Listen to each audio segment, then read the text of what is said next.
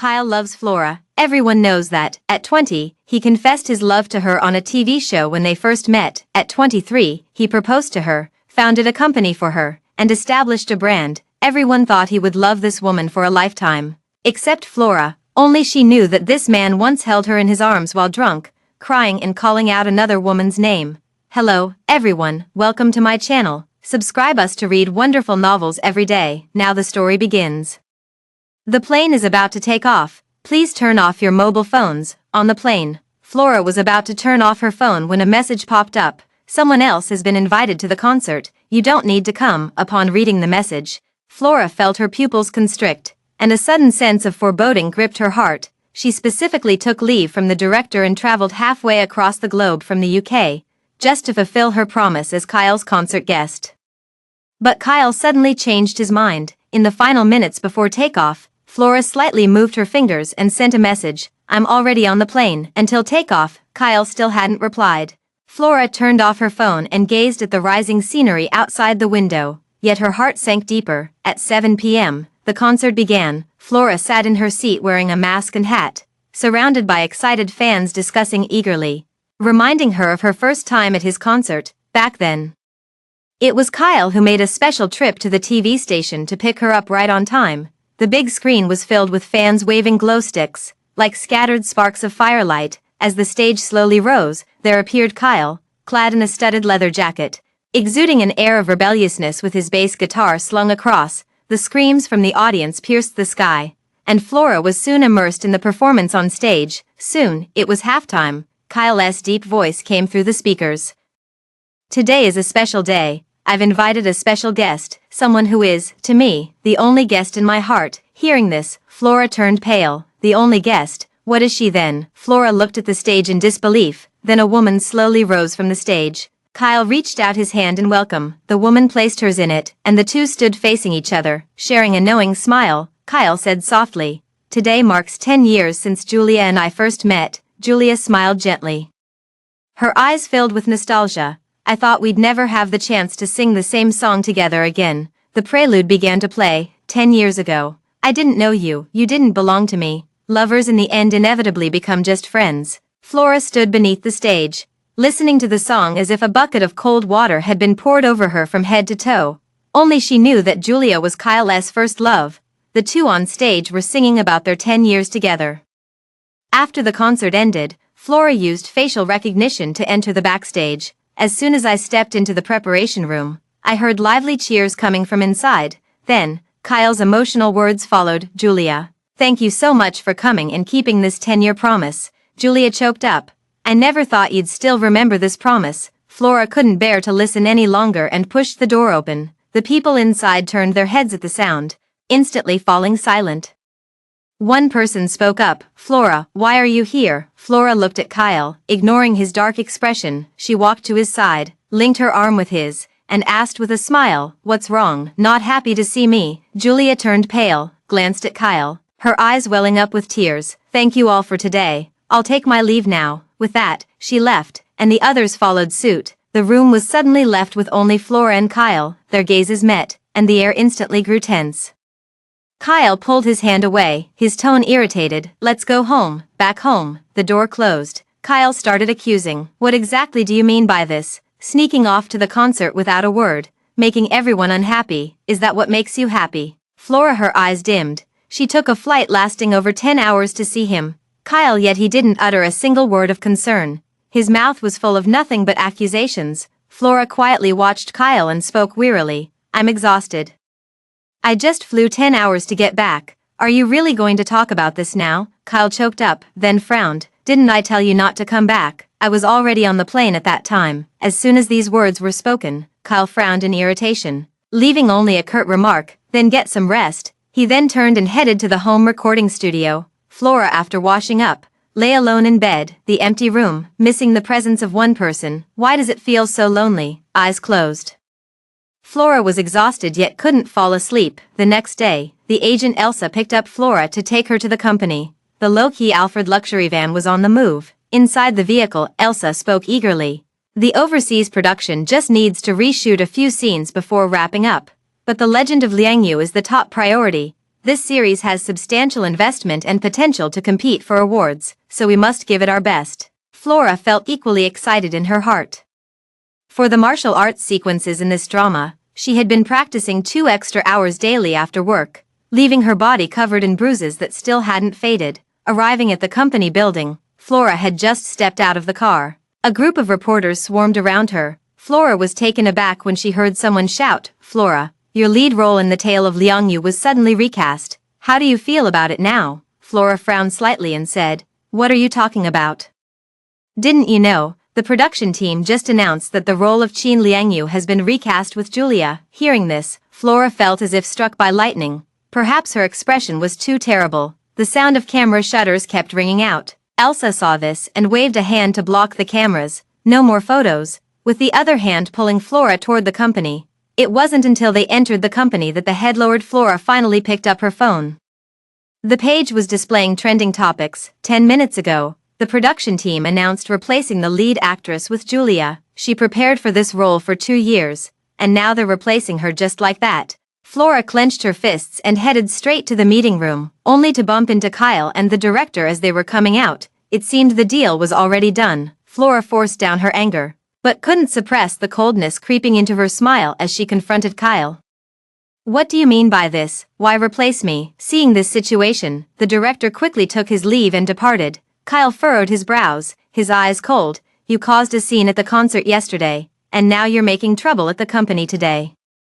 What exactly are you trying to do?" Flora's heart ached at these words. With a hoarse voice, she asked him, "Answer my question. Why did you replace me?" She didn't care if other scripts were replaced, but this one was absolutely non-negotiable. Kyle frowned impatiently. "Can't you stop being so greedy? You're already so popular. Do you really have to insist on this script?" She was greedy? Those words pierced her heart like a sharp knife. Flora suddenly felt her eyes well up with tears. Her voice trembled slightly. "Do you remember, this script was a gift from you?" Originally, he had bought this script as a wedding gift for her. It was meant to be a testament to their love, carefully prepared over time. Kyle clearly had forgotten. And even if Flora mentioned it, he no longer cared. "This script doesn't have to be you. Anyone can replace you. Once I've made the change, I won't go back on it." With that, he left without a trace of reluctance. Flora felt a sharp pain in her heart. She chased after him a few steps before suddenly stopping. Outside the meeting room was a wall covered in photographs. That photo was of them 5 years ago, laughing freely and joyfully, their eyes and brows brimming with affectionate intimacy. Flora looked dazed, her memories suddenly flashing back to 5 years ago. Back then, she was at the peak of her fame, a sensation across the continent, a show, just debuted at 20 years old. Kyle still had a youthful face. He blurted out a confession right away. "Flora, I've liked you for many years." Flora, who started as a child star, had heard such words countless times and teased without taking it seriously. "Really? Then tell me what roles I've played." Kyle smiled faintly and immediately listed a series of character names. Even the bit parts he played as a child were recounted one by one. Flora seemed touched by something, her defenses softening at that moment. Kyle had an exceptionally bright gleam in his eyes, charging forward with nothing but sincerity. In the blink of an eye, 5 years passed, and the photos had yellowed with time. Flora shivered all over, murmuring, "Kyle, how much love do you have left?" That night, Kyle didn't come home. The next day, Elsa called early in the morning, her tone cautious. "Flora, rest well these days, don't go out, and don't check the news." Elsa's tone was off. Flora furrowed her brows and instinctively opened Twitter. A trending explosive headline was prominently displayed on the homepage. Shocking. Pop King Kyle secretly meets young model Dora on a mountaintop late at night. Flora paused for a long moment before swiping down, only to be met with a blurry side profile photo. Looks somewhat like Kyle. When she refreshed again, she found Kyle had reposted this Twitter. The caption read, "Fake news, dare to spread rumors. Expect a lawyer's letter." The tone was as unrestrained and defiant as ever. The comment section is filled with fans' smugness. "Damn marketing accounts, waiting for the lawyer's letter. Their marital relationship is just fine, spreading rumors recklessly, waiting for the lawyer's letter." A false alarm. Flora was about to turn off her phone when a glaring comment made her pause. "I just photographed Kyle and Flora together last night, still as loving as newlyweds after 3 years of marriage." Last night. Flora clicked on the image with stiff fingers. The two figures stood intimately close, their backs leaning against each other. The woman's silhouette wasn't hers, it was Julia. Last night, Kyle had spent the entire night with her. Flora froze, her blood running cold, her limbs nearly numb. It wasn't until midnight that Kyle returned home. Flora hadn't turned on the lights, leaving the room in complete darkness. The lights came on. Flora instinctively closed her eyes as Kyle's shocked voice reached her ears. "What are you doing sitting here in the dark in the middle of the night?" She paused, slowly opened her eyes, and turned her head to look at him. This is Flora's habit, when feeling down. She likes to turn off the lights and gaze at the night scenery outside the window. In the past, Kyle would turn off the lights again and sit on the floor with her. What about now, looking at the face before her? No longer youthful but bearing the arrogant impatience of a young man, Flora forced out a sentence from her throat. "It's too late, I'm going to bed." As she spoke, she tried to stand up, only to collapse back down the next second. After sitting for too long, "My body has gone numb." Flora sat with a blank expression, preparing to get up after a moment's rest. Kyle loomed over her with his tall figure. The next moment, her body was lifted into the air. Flora belatedly looked up in surprise, her gaze meeting Kyle's sharply defined jawline as his gentle voice reached her ears. "The martial arts scenes in the Jade Legacy are too intense for you. I've secured another role for you, a Republican-era film directed by Ho." As the words faded, Flora's body was gently placed on the bed. They were close enough for their breaths to mingle, a proximity that should have felt intimate, yet now failed to stir Flora's emotions in the slightest. Even with 1,000 reasons, changed means changed. As he moved to kiss her, Flora instinctively turned her head away, her voice cold. "I'm tired." Kyle froze. Suddenly, he released Flora's wrist and straightened up, gazing at Flora with an inscrutable expression. The dim bedside lamp cast its glow upon Flora's face, cool and orchid-like in its serenity. Kyle felt utterly deflated. "Can you stop being like this? I don't owe you anything. Who are you putting on this cold face for every day?" A violent bitterness surged to the tip of her tongue.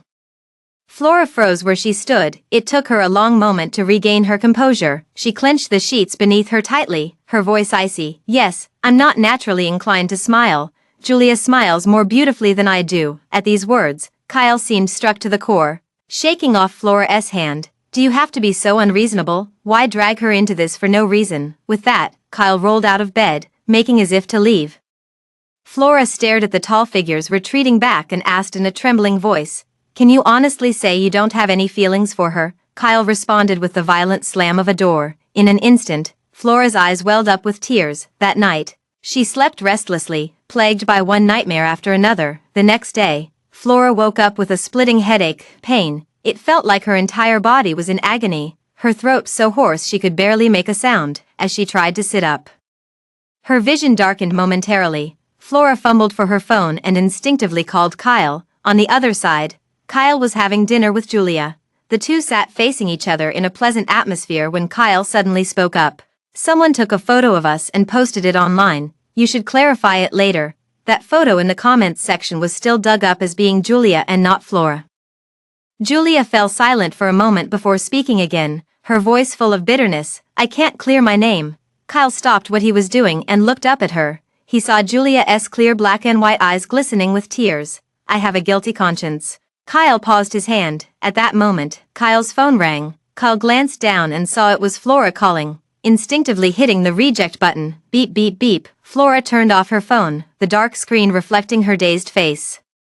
She clenched her phone tightly. With no intention of calling back, Flora dragged her aching body up, put on her hat and mask, and headed out to the hospital. Just as she reached the roadside, ready to hail a taxi, suddenly, a group of paparazzi carrying cameras swarmed around. "Flora, Kyle and Julia, what is their relationship? They've been in frequent contact lately. Kyle, is he cheating?" The blinding camera flashes kept flickering in Flora's eyes, already suffering from a splitting headache.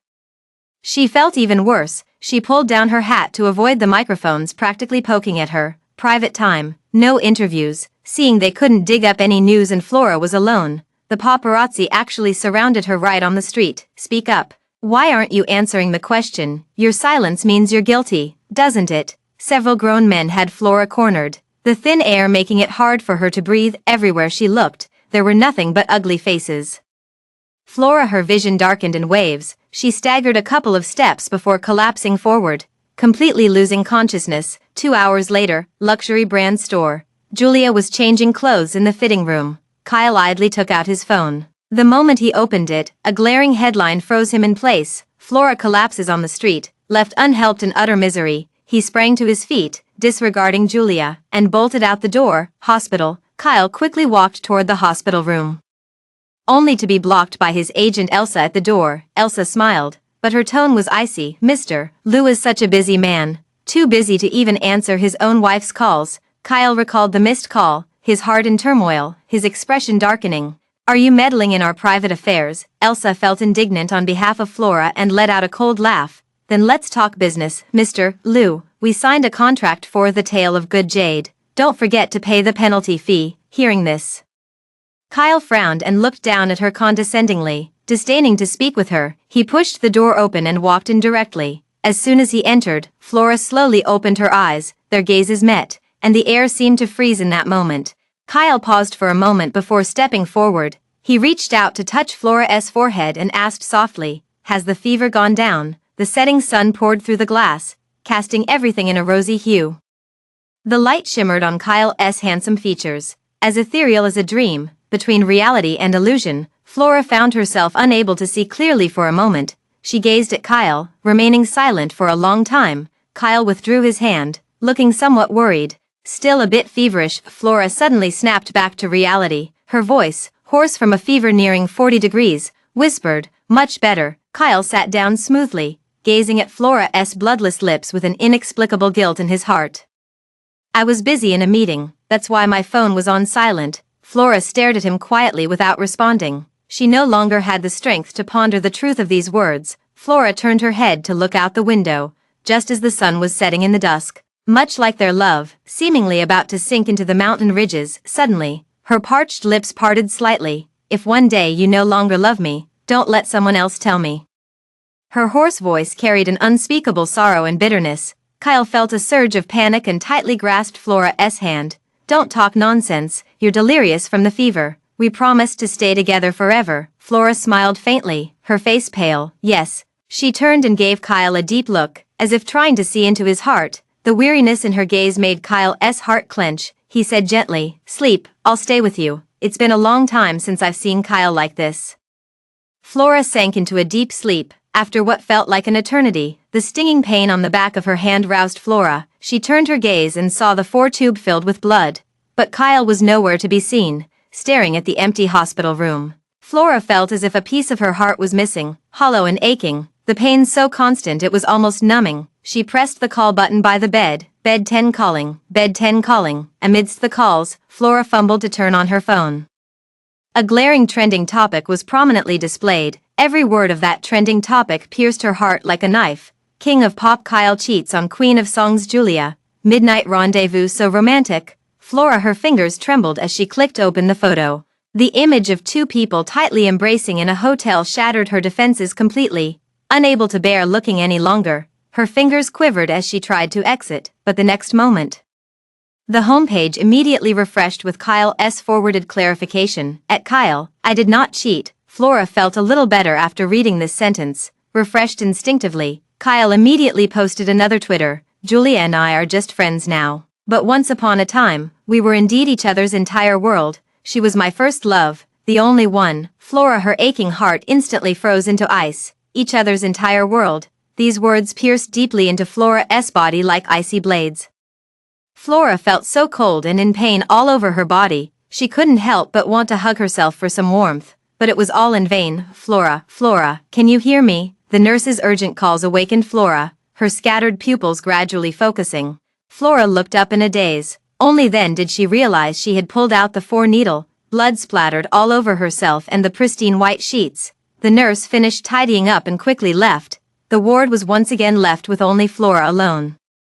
She looked at the glowing screen and uncontrollably clicked open the comments section. At first, it was all condemnation of Kyle. The next moment, a large crowd suddenly flooded in with revelations. Rumor has it that Kyle and Julia were each other's first love, deeply attached, and it was Flora who came between them, leading to their breakup. Flora knew Kyle was from a wealthy family and deliberately schemed to climb up to him. How shameless. Flora's fans quickly jumped to her defense. Stop spreading nonsense. Flora would never do such a thing. but they were instantly torn apart by the hired trolls. The comment section was completely derailed, with everyone now cursing Flora. Flora found it both amusing and absurd. When she was with Kyle, Kyle and Julia had already broken up at that time. She knew Kyle had a first love, but she didn't care, simply because Kyle gave her all his favor and enough sense of security. But now, at that very moment, Elsa pushed the door open and walked in, noticing Flora's phone screen. Her expression changed slightly as she was about to say something. Flora didn't give her the chance, turning off the screen and speaking first. "I want to be discharged from the hospital. Don't tell Kyle." Elsa sighed and swallowed the words she wanted to say. After completing the discharge procedures, the Alpha Nanny car drove on the road. Elsa took out several notebooks and said heavily, "You cleared most of your schedule for the Tale of Good Jade before, but you can't just not work. These are the recent jobs we've secured for you. Take a look and choose which one you want." Flora flipped through several scripts and found them all to be quite terrible. She suddenly understood in her heart, Kyle had no reason whatsoever to replace her in the role.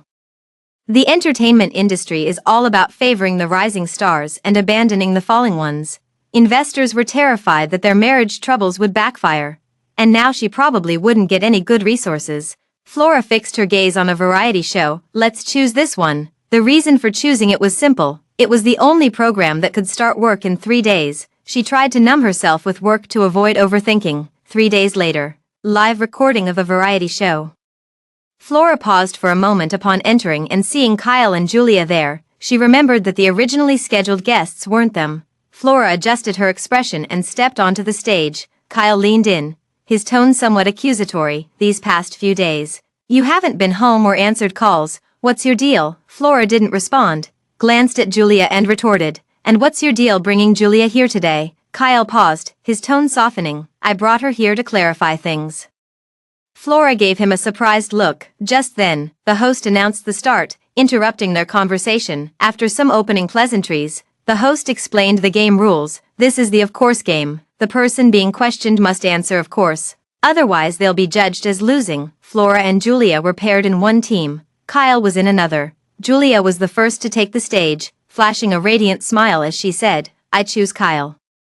The room immediately erupted with a chorus of oohs. Recently, Kyle and Julia have been making headlines, and with the drama about to unfold, everyone was buzzing with excitement. Following the rules, Kyle took the lead and asked, "Your little fangs are adorable. Did you know that?" The game of sharply attacking the opponent's weaknesses was instantly Kyle transformed into a game of compliments. This sentence instantly warmed up the atmosphere. Julia's face immediately turned red, and she shyly replied, "Of course." Then, she glanced at Flora. Flora felt her heart sink upon meeting that gaze. The next second, Julia dropped a bombshell. "If given another chance, would you choose me?" Wow, no one expected Julia to ask this question. Instantly, 3 cameras focused on Kyle, Julia and Flora respectively. Flora could only try her best to maintain a professional smile, staring at Kyle, her nails dug into her palms, yet she felt no pain. The next moment, his answer reached Flora's ears amidst the uproarious cheers. Of course, the atmosphere in the room reached its peak. Only Flora's heart sank into a dark, icy abyss. Her eyes uncontrollably reddened. She took a deep breath, and only then did the redness fade, restoring her composure, yet her heart still ached with each breath. After several more rounds, the winner was decided. Kyle won. Immediately, he turned to the camera with a smile and said, "That was just a game. Don't take it seriously.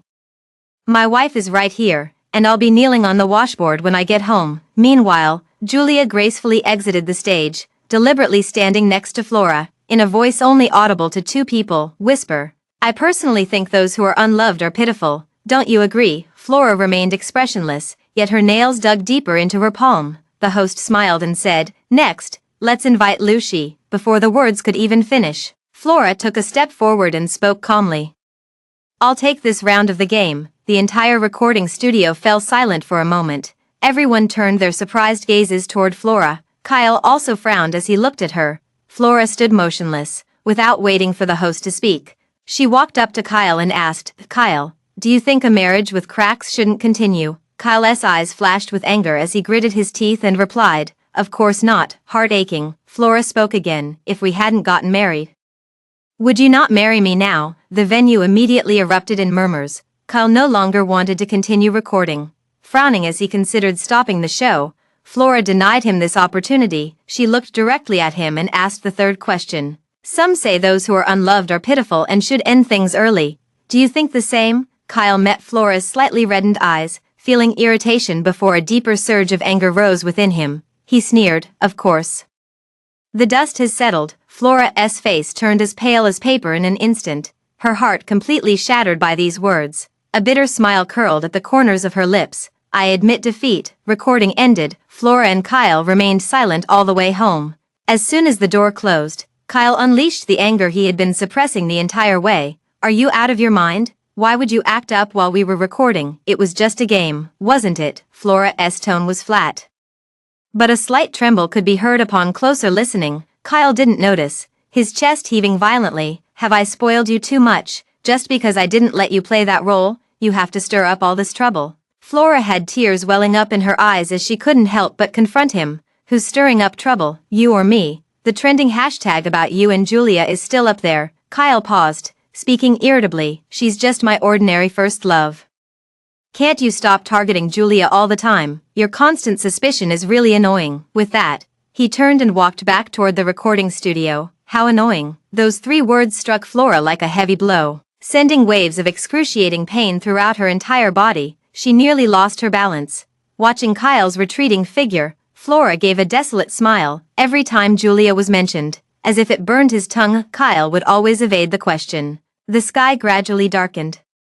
Flora sat on the floor, staring unblinkingly at the night outside the floor-to-ceiling window. Suddenly, the phone lit up, and a message popped out. She glanced casually, then her gaze froze abruptly. Vote, look at these 2 photos. Who do you think is happier? In both photos, there is Kyle's face. One is her wedding photo with Kyle. Flora wore a custom-made diamond wedding dress at the wedding held in the most luxurious manner in England. Everything was arranged by Kyle. She didn't understand why it had to be so grand and even asked Kyle specifically. Kyle just smiled, his eyes brimming with tenderness. I've always wanted to hold such a wedding for my beloved. Back then, Kyle's gaze wasn't fixed on Flora's face, but lingered on her veil instead. She didn't understand why at the time, but now, when Flora's gaze shifted to another photo, her heart nearly skipped a beat. That photo was taken under a cherry blossom tree with petals fluttering in the air. Julia wearing her school uniform and a veil, beaming with joy as she leaned into the adoring arms of Kyle. It was the kind of photo that would make anyone who saw it sigh. How blissful. It embodies the purest and most sincere love between 2 young boys. Flora stared intently at the veil on Julia's head in the photo. In that moment, even her breath felt piercingly painful. So, that wedding was meant for the former Kyle and Julia. Overwhelmed by heavy irony and sorrow, Flora leaned against the floor-to-ceiling window, her reddened eyes filled with heartbreak. In the darkness, Flora scrolled down her phone screen. On the voting bar, that campus bridal veil photo was far ahead in votes. The comment section was filled with nothing but regret. Campus love is so beautiful, but why did it have to end in tragedy? I can't accept it. I really hope Kyle and Julia can reconcile. They're the perfect match. Flora is just an old cow eating young grass. How shameless to cling to the position of Mrs. Lou. She should make way already. Every word of these comments felt like a hook, relentlessly piercing Flora's heart. She scrolled down until she could bear it no longer. Back in the room, Kyle was already asleep. His forehead was covered with messy, fine strands of hair, making him appear less sharp than usual. Flora slowly sat by the bedside, her fingertips lightly touching his disheveled hair. Kyle slightly furrowed his brows, the words spilling from his lips. Julia. Tears instantly welled up in her eyes. Falling silently. The next day, Flora woke up with swollen eyes. The room no longer carried Kyle's presence. Elsa came to pick her up for styling and frowned at the sight of her eyes. What happened to your eyes? You have an award ceremony to attend tonight. Flora parted her lips slightly, holding an ice pack to her eyes, but remained silent. Elsa sighed and didn't ask further. Award ceremony. Flora attended the red carpet in a light gold sequin dress, showcasing her perfect figure in full view. Walking past Flora's fan lightboards, fans could be heard comforting her. Sis, you're absolutely stunning. Don't let the unpleasantness get to you. Flora was deeply moved. Her fans had accompanied her for decades and were her strongest support. This emotion lasted only momentarily. Flora arrived at her seat and saw Kyle and Julia sitting next to her. The gazes of the surrounding celebrities subtly drifted toward them. Flora's smile faded slightly at the corners of her lips. Kyle gazed at Flora's dazzlingly elegant attire, a flicker of admiration flashing through his eyes as he couldn't help but praise, "You look stunning today, thank you for the compliment." Flora responded indifferently, taking her seat under the crowd's expectant, drama-seeking gazes. The awards ceremony began, and by the midway point, it was finally time to announce the Best Actress award. Flora couldn't help but sit up straight. At this moment, the screen displayed Flora, Julia, and the faces of two other actresses. The winner of the Best Actress award is Flora. Let's welcome her to the stage to receive her award. Flora had tears in her eyes. This was the only good news she'd received in a long time. She had just stepped onto the stage and was about to speak. At that moment, a stranger suddenly rushed onto the podium, shouting, "Flora, how dare you accept an award after stealing from Julia?" With that, he flung the liquid in his hand toward Flora's face. Flora was caught completely off guard, the icy liquid in extreme shock making her scream out loud. The scene instantly erupted into screams and chaos. Cameras kept clicking away, capturing Flora's embarrassing moment. The first to rush over was Kyle, who pinned the person to the ground as they kept shouting, "This award belongs to Julia. Why do you always steal Julia's things, you bitch?" The security guard pinned the man down. Kyle immediately rushed to Flora's side. After examining her face, he let out a sigh of relief. "Thank goodness it's makeup remover, not sulfuric acid." Flora snapped back to reality, knowing she must look utterly disheveled right now.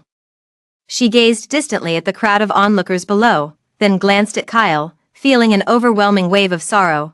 "Are you satisfied now?" she suddenly asked. Hearing this, Kyle looked at her in surprise. Flora struggled to hold back her tears, but the grief in her heart could no longer be contained. "Because of Julia, I was replaced in my role, labeled as a homewrecker, had makeup remover thrown at me. What's next? Do I have to give up my position as Mrs. Lou to satisfy you all?" Kyle suddenly stiffened, standing frozen in place for a long time without speaking. This farce finally came to an end, but the online controversy didn't stop. "Well splashed, homewreckers deserve to be publicly shamed. Who told her to knowingly be the other woman? Too bad it wasn't sulfuric acid that was thrown." In the car, Elsa trembled with anger as she read the comments. She looked up at Flora and said, "This is clearly Julia's hired trolls. Now everyone's calling you the homewrecker. We have to clear this up." With that, his fingers twitched slightly as he sent out a Twitter post. "An upright person is not afraid of a crooked shadow. Some people knowingly act as the third party and still throw mud. Have they no shame?" Flora was wiping her mottled face with a wet wipe when she glanced at Elsa but didn't stop her. But the next moment, Kyle immediately reposted Elsa's Twitter with a warning tone. "Julia is the most beautiful presence in my memory. No one should disturb her again, or don't blame me for being impolite." These words, like thorns, coiled around Flora's heart, causing her unbearable pain. She never expected that Kyle would treat her so differently. He could endure the online insults hurled at himself, but refused to let Julia suffer even the slightest grievance. At this moment, Flora's disappointment in Kyle reached its peak. At that moment, Elsa lifted her head from her phone, her brow furrowed. "Kyle wants us back at the office now." The impending storm in those words made Flora feel a heavy weight in her heart. Driving back to the company, Flora arrived at the meeting room barefaced and accompanied by Elsa. As soon as the door opened, Flora halted in her tracks. The room was filled with senior management, their expressions grave, as if awaiting the judgment of a criminal. She instinctively locked eyes with Elsa, both wearing expressions of wariness. Kyle, seated at the head of the table, said gravely upon their arrival, "Have a seat." After both took their seats, Kyle dropped a bombshell in the room. "I've decided to fire Elsa." Flora jerked her head up, eyes filled with disbelief. "Why?" Kyle said with a cold expression. "She acts radically, her PR methods are outdated, and she has damaged the company's image. Her abilities can no longer keep up." Before Kyle could finish, Flora interrupted. "How can you say that? You claim she's incompetent. In what way is she incompetent?" Her tone was light, yet laced with heavy sarcasm. Kyle furrowed his brows. The atmosphere instantly became tense and charged. The others, quick to read the room, stood up to leave. Elsa parted her lips as if to say something, but before she could speak, she was pulled away. Flora looked at his stern face, her voice hoarse yet every word crystal clear. "Back then, it was me who brought Elsa to switch jobs here, when your company was just starting out. I remember, in the first year she joined, Elsa brought in the first batch of artists. That year's financial statements outperformed other companies by who knows how many times. All these years, the company has built its foundation entirely on her connections. And now, just because of a Julia, you're going to kill the goose that lays the golden eggs.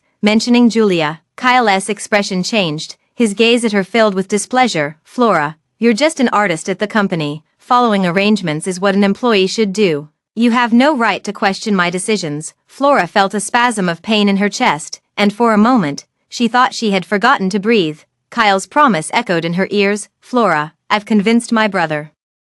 Now I have the startup funds. Come to my company, I'll make you an international superstar. Flora believed him and gave him everything. But now, all she got was a single sentence: you're not qualified. No one is colder than Kyle. Flora's eyes welled up with moisture as her voice, barely above a whisper yet crystal clear, echoed through the room. If you insist on firing her, then terminate my contract as well. The atmosphere in the room instantly froze. Kyle clenched his jaw, hissing through gritted teeth. Are you threatening me? Seeing Flora still wearing a resolute expression, Kyle glared with icy eyes, his clear voice suppressing fury. Fine, termination is possible. You signed a lifetime contract. The penalty for breach is 1 billion. Can you afford that? Flora pupils constricted sharply. These words crashed down like a mountain upon Flora, crushing her until she could barely breathe.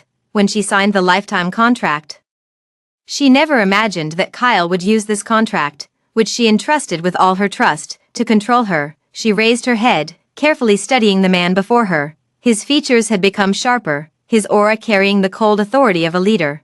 The rebellious rocker Kyle from back then was gone, replaced by the CEO of Galaxy Entertainment, a strange man who didn't love her. Flora suddenly smiled, tears slipping from her eyes as she softly uttered a single word: okay. With that, she resolutely turned and walked away. 1:00 a.m. The long-dormant official Twitter account of Galaxy Entertainment dropped a bombshell, shocking countless netizens who stayed up late to follow the drama, leaving them gasping in astonishment at Flora. Galaxy Entertainment has officially terminated its contract with actress Flora, and all related work has been suspended. Flora sat by the floor-to-ceiling window, staring motionlessly at this Twitter post as if turned to stone.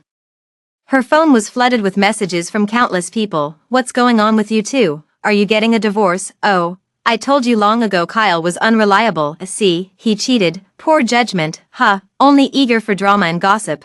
Not a single genuine word of concern. Too drained to respond, she could only pretend not to see and turned off the screen. The phone ringtone echoed through the silent hall. Seeing the caller was Elsa, Flora flashed a hint of guilt in her eyes. After answering, Elsa's slightly weary voice came through. Flora, the legal department of Galaxy Entertainment said we must pay the penalty within a week, or they'll sue us. Flora tightened her grip on the phone. I thought the pain had numbed me, but hearing Kyle's heartless words, the bitterness still surged uncontrollably. She fell silent for a moment before responding hoarsely. I'll gather the money. I've dragged you into trouble this time. Don't talk about trouble.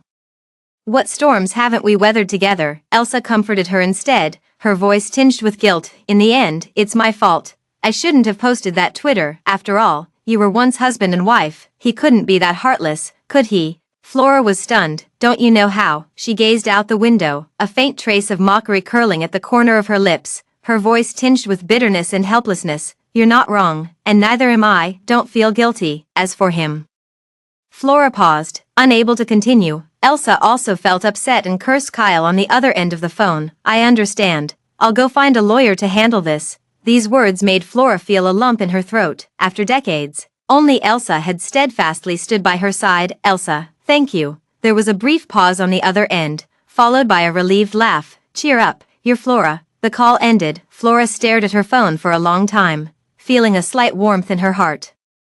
Elsa's words helped her emerge slightly from the gloom. After some thought, she called Kyle, but after ringing for a long time, there was no answer. Her eyes dimmed as she hung up the phone and prepared to go out to find him. Just then, a video call came in. Flora stared at the name on the screen, remaining silent for a long while before trembling slightly as her fingertip pressed to answer. After the video connected, a man appears on the screen. His expression is calm and indifferent, his stern face appearing utterly unyielding under the light. The two remain silent for a few seconds, neither speaking. First, the man adjusts his tie, gazing deeply at her. Emotions churn in his eyes, softening the coldness at the corners of his brows. He spoke heavily, his voice trailing with a hint of nostalgia. Are you okay? Flora knew he was referring to her divorce with Kyle. Her face turned deathly pale. her heart stung sharply, more by humiliation than sorrow. She struggled to suppress the tremor in her voice. "You know I'm not a weak person." The man's eyes darkened slightly, his voice hoarse as he spoke again. "I know. I'm sorry for not disciplining him properly." Flora closed her eyes briefly and cut him off directly. "You're just his brother, no need to apologize. He's an adult and knows what he's doing." Looking at this face that bore some resemblance to Kyle's, Flora smiled self-deprecatingly. "Isaac, perhaps I'm just naturally incompatible with your Herman family." A glimmer of pain flashed in the man's eyes. "We were so deeply in love back then. How did we end up like this?" His words pierced the deepest recesses of her heart, stirring up memories she thought long forgotten, dragging her back into an abyss of endless agony like a whirlpool. Her body trembled slightly as she struggled to keep her vulnerability from showing. Unable to listen any longer, Flora silently hung up the call and promptly blocked his account. After sitting for a long time, Flora finally got up and left. Arriving at Galaxy Entertainment, Flora headed straight for the CEO's office. The secretary quickly stopped her. "The CEO is busy and not seeing anyone right now." Flora frowned slightly, sensing something, and pushed past her to enter. Just as I reached the door, I indeed heard Julia's voice from inside. "Was the name Galaxy inspired by me?" Flora paused abruptly, memories suddenly pulling her back to the past. When Galaxy Entertainment Group was first established, Flora had wanted to choose a different name, but Kyle insisted on using Galaxy. His reason was, "Don't you love the night? Those lights resemble the Milky Way, don't they? This was set up for you." Memories flooded back. Flora stood there, her face as pale as paper. She desperately hoped Kyle would deny it. She didn't want this last thing that belonged to her to also be Julia's. The next moment, Kyle's response drifted through the door crack to Flora's ears. "Yes, named after you." Flora's face instantly turned ashen. Her figure swayed unsteadily, as if she might collapse at any second. The secretary who had followed instinctively halted her steps. At this moment, Flora resembled a shattered piece of fine jade. Desolate and fragile, for a moment, she dared not approach. Flora leaned against the door and gave it a push. It opened, her eyes held ice, as if it were a defense mechanism born from the deepest wounds, using coldness to shield her fragility. The people inside the room looked at her in surprise, as if they hadn't expected Flora to appear. The air seemed to freeze for a moment. The secretary stepped forward to break the tension. "I'm sorry, President, I couldn't stop Mrs. Flora." Julia was the first to react, standing up with a smile. "It seems Miss Flora has something to discuss with Kyle, so I'll take my leave now." As they brushed past each other, her faint whisper drifted into Flora's ear. "A billion isn't easy to gather, is it?" Flora shot her a cold glance and shut the door in her face. She turned to look at Kyle, their gazes locked, neither speaking a word. After a long silence, Kyle spoke in a cold tone. "Did you come for the 1 billion? Flora paused, clenched her hands, and remained silent. Kyle understood immediately. She was here to yield. He softened his voice, speaking at a measured pace. "The Twitter post by your agent caused severe damage to Julia. Fire her, then apologize to Julia, and this matter will be over." Flora suddenly looked up. Her slightly reddened eyes filled with disbelief. Uncontrollable anger and sorrow churned within her veins. After a long pause, she forced out an extremely hoarse sentence from her throat.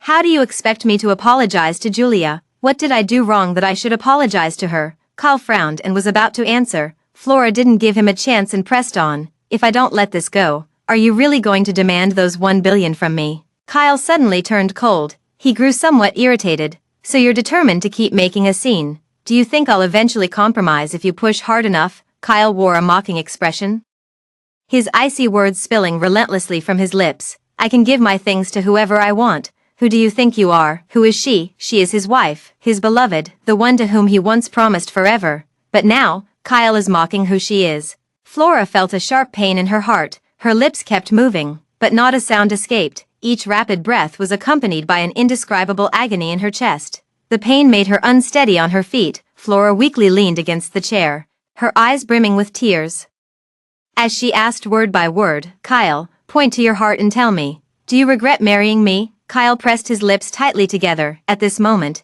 he felt something slipping out of control. "Stop talking nonsense." He practically fled from his own office in a panic. The abandoned Flora collapsed onto the sofa, lacking the strength to get up for a long time. After an unknown amount of time, her phone suddenly rang. Flora blankly picked it up, her gaze abruptly freezing. An unfamiliar contact had sent her a video. Somehow, Intuition told Flora that this was sent by Julia. Flora bit her lip tightly, and finally, with trembling hands, she opened the video. The video began with Kyle walking out of the company. A girl suddenly rushed up to Kyle and shouted, "Kyle, I'm a fan of you and Julia's pairing, you two are real, right?" In the frame, Kyle smiled lightly. He glanced at the light sign and praised with a smile, "The light sign is very well made." The camera shifted to the light sign, where lights formed a heart shape, Kyle and Julia's names prominently placed right at the center of the heart. Then, Kyle picked up a pen and signed his name on the light sign. At the end of the video, a girl's scream could be heard. "The couple I ship is real," playback completed. The final frame lingered on Kyle and Julia's names, as if a sharp knife were twisting in her heart. Flora could barely breathe from the pain. Her lips were bitten raw.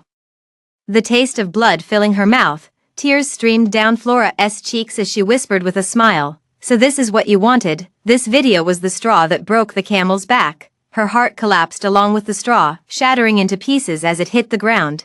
Flora felt utterly hopeless. Kyle's vow still echoed in her ears, "Flora, I will love you forever, and we will never be apart." But in fact, the word forever is written in just 11 strokes. Kyle sat in the bar, utterly frustrated. The more he drank, the more chaotic his thoughts became. He couldn't understand, just firing a manager. Flora had actually escalated things to this extent with him. After much hesitation, Kyle called his assistant and instructed, "Retract the Twitter post about terminating the contract with Flora." At that moment, Kyle's Twitter notification sounded. It was the distinctive tone of Flora posting on Twitter. He instinctively clicked on it. But after reading just the first few lines, he froze in place. "At Kyle, when I asked you these 3 questions, I wasn't seeking an answer. Rather, I wanted to tell you why I chose to let you go." "Kyle, did you hesitate when you gave our love story script to Julia?" "Kyle, were you happy when you went on a date with Julia while I was hospitalized?" "Kyle, in that second when you signed the CP light board, did you even remember your wife's name is Flora?" Some say those who fall out of love slowly are the most pitiful. By the time you love someone the most, they no longer love her, yet no one says that those who cool slowly are the most heartless. When she stops loving you, she can never boil again. Flora, when typing these 3 questions, she was merely recounting her own experience, telling Kyle, "Why I gave up on you. For these 5 years, I loved you with all my might, believing we would be together forever. But lately, I've doubted countless times that the love in your memory was fake. Otherwise, how could you have become like a completely different person?" The script The Tale of Liangyu was something you spent a fortune to create for me. It was our wedding anniversary gift. You didn't even blink before giving it to Julia. You say I'm greedy, making a fuss with you over this role, but it holds extraordinary meaning for us. It's the testament of our love. I've portrayed countless roles in my lifetime, but this one is the most special, simply because it was given by you. But it seems you've forgotten. When I was hospitalized, you tenderly told me you'd stay with me all night, yet that very night, you went to accompany Julia instead. I was jolted awake by the excruciating pain of blood reflux. At this point, I still held on to a faint hope that you might change your mind, until the moment I saw you signing the Yenshin couple's light board. I completely gave up. Someone who doesn't love you can never be pulled back. Some say love is letting go. I loved you, so I won't stop you from running to the person you want to be with." Kyle looked frosty. He barely finished reading before exiting the page. Only those 3 questions still lingered in his mind, but he didn't perceive those as Flora's grievances. Instead, he thought she was making trouble again. He scoffed, tossed his phone aside, and didn't reach out to Flora. Instead, he called his assistant.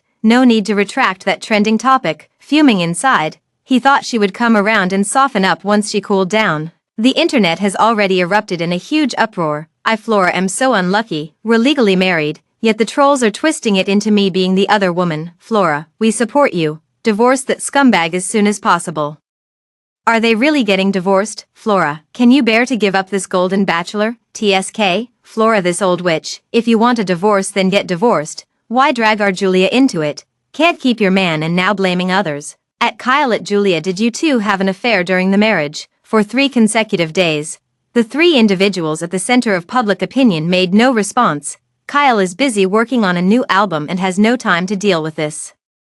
Only when he had some free time did he finally open his phone. At a glance, I noticed Flora's pinned Twitter post still at the top. His heart skipped a beat as anger surged within him. At that very moment, Julia knocked on the workshop door with a smile and walked in. "Kyle, I'm about to join the cast of The Tale of Good Jade. Will you have time to visit me on set? Kyle was taken aback. The line, "Did you hesitate when you gave our love story script to Julia?" suddenly reappeared in his mind. But then he smiled and nodded. All right, I'll go. After chatting for a while longer, Julia was about to leave when she suddenly remembered something and pulled out a document from behind her. I just passed by the front desk, and this seems to be from Flora for you. So I brought it over. Kyle frowned slightly and took it, opening it. At that moment, he felt nothing at all, just the ordinary act of opening a file, until he saw the words on it. In that instant, his pupils constricted. And he could barely hear a sound. Divorce agreement. Pulling out the paper, his gaze fixed on the signature line. Two familiar signatures were clearly handwritten there. Flora. Kyle clenched the paper so tightly that his knuckles turned white. Without caring Julia was still present, his face darkened as he dialed Flora's phone number. Beep beep beep. It was clear he had been blocked. Kyle's chest heaved with anger as he opened phone and sent a message to Flora. What do you mean by this? A glaring red exclamation mark appeared. At this moment, Kyle's anger surged. Masking the hidden panic in his heart, he abruptly looked up and saw Julia still there, his expression softening slightly. I have things to do, but I'll visit the set when I have time. Julia caught sight of those words, a shadow flickering in her eyes as she casually said, All right, I'll wait for you. Kyle was no longer listening. He stood up to leave, but Julia called out, Kyle. Kyle turned back in confusion, only to see Julia looking melancholy, her voice barely a whisper. No matter what happens, I'll wait for you. Just turn around, and you'll see me. Kyle felt a stir in his heart and gave her a reassuring smile, his tone gentle. Okay, with that said, he strode out of the company, returned home. As soon as he entered, Kyle froze in place. The house was missing many things. Kyle for a moment, his cold, stern face showed a flicker of confusion as he suddenly walked toward the dead corner by the floor-to-ceiling window. Flora would always sit here whenever she was in a bad mood. But there was no one there. Kyle stood there, a sharp pain gripping his chest. Clenching his fists, he gritted his teeth and muttered, Oh Flora, what are you up to this time? The empty hall echoed with no response. He stood for a long time, then suddenly thought of something and dialed Elsa's number. The phone rang for what felt like an eternity. Finally, Elsa's cold voice came through. President Lou, if it's business, have your lawyer contact me. Kyle didn't care about her attitude and asked anxiously, Flora, where is she? She's fine, you don't need to ask. Elsa said sarcastically. Having been the center of attention since childhood, Kyle could no longer hold back. He tried to ignore the pain in his chest and blustered.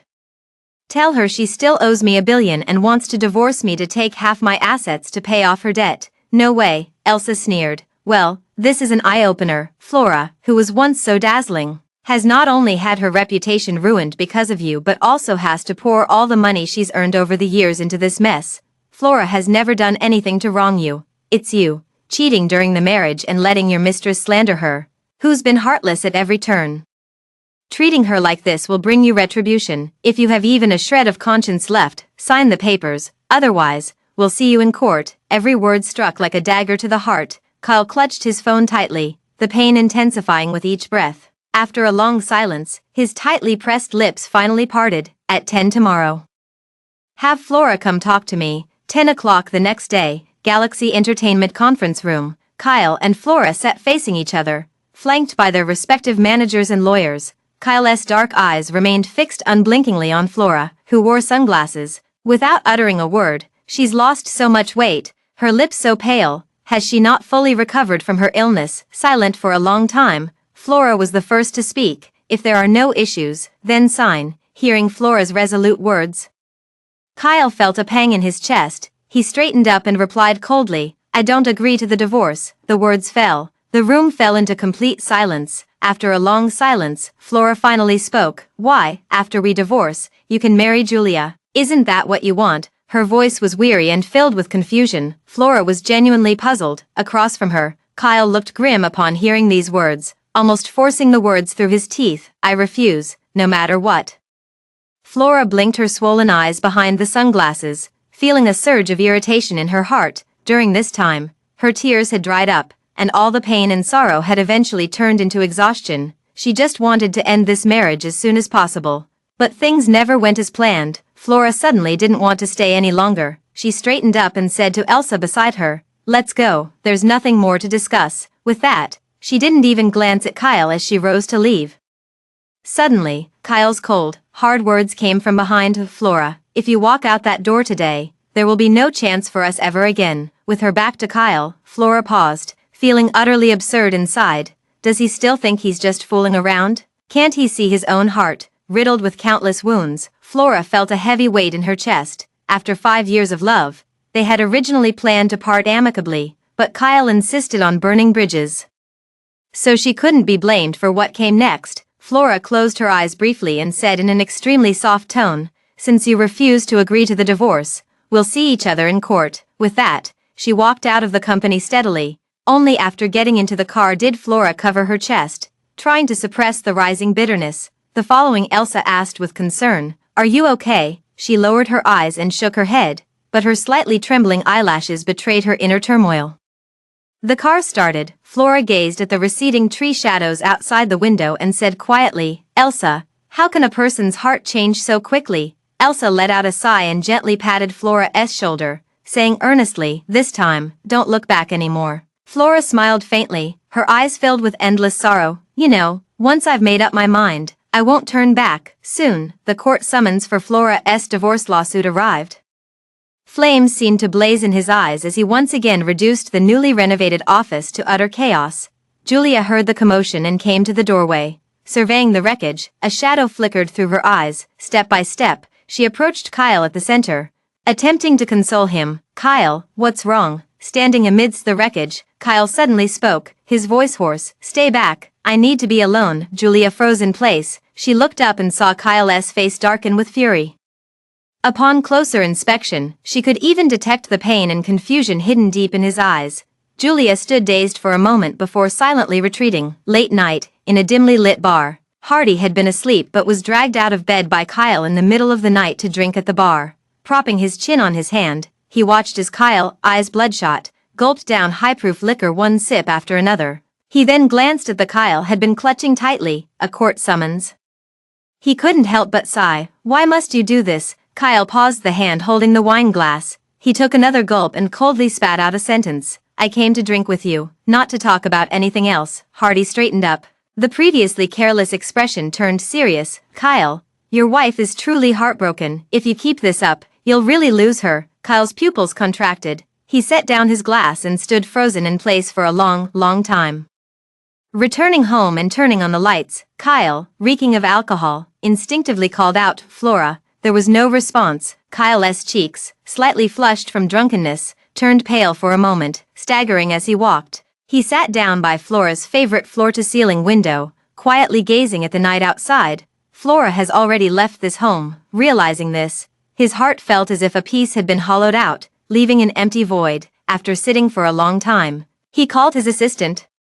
"Delete that termination Twitter post." The next day, the topic of Galaxy officially deleting the termination Twitter post surged to the top of trending searches again. The fans were plunged into confusion. Even the official Galaxy account deleted the termination Twitter post. Could it be that Kyle and Flora have reconciled? No way. Flora must not look back. A good horse doesn't return to old grass.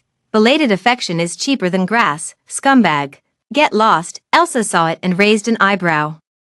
She glanced at Flora, who was also reading the comments, and said, "Kyle has changed his ways." Flora asked without looking up, "We didn't pay the penalty fee. Haven't they sued yet?" "No," Elsa replied, and then her phone rang. Her expression brightened as she answered the call. "Really? Then help me schedule a time first. We're both flexible." After hanging up, Elsa excitedly said, "A company wants to sign you and is willing to cover your penalty fee." Flora looked up in surprise. Someone is willing to pay 1 billion. With such thoughts in mind, Flora and Elsa made their way to Jingha Entertainment News. As they walked, Flora couldn't help but glance around at the company's environment, luxurious yet understated. This was a newly established company, rumored to have investors from overseas. Jingha Entertainment press conference room. Flora and Elsa sat side by side, with the scenic area manager seated opposite them. After exchanging pleasantries, he slid 2 contracts toward Flora and Elsa, smiling as he said, "Here are the agreements, take a look." Flora took one and glanced at it, a flicker of surprise crossing her eyes. No wonder, the terms of this contract were overwhelmingly favorable to Flora. Not only do they pay liquidated damages, but the contract is only for 5 years. with a 50-50 split of earnings, and the penalty for termination is only 1% of the liquidated damages. Flora paused for a moment, exchanged a glance with Elsa, and silently put down the contract. This contract is excellent, so good it's almost unbelievable. Mention it to anyone outside, and they'd click their tongues in admiration, calling it a company with a conscience. This way of doing things is very much like someone. A familiar figure involuntarily comes to mind. Flora felt a sudden tightness in her heart and couldn't help but ask, "Who is your boss?" The person in charge smiled and said, "Our boss is still abroad. You'll probably meet them once you sign the contract and start working." Seeing his reluctance to address the topic directly, Flora tightened her grip, and with mixed emotions, softly asked, "Is it Isaac?" Beside her, Elsa looked shocked. She clearly knew this person, Flora's first love and ex, Kyle's older brother, a director of the Lou Group.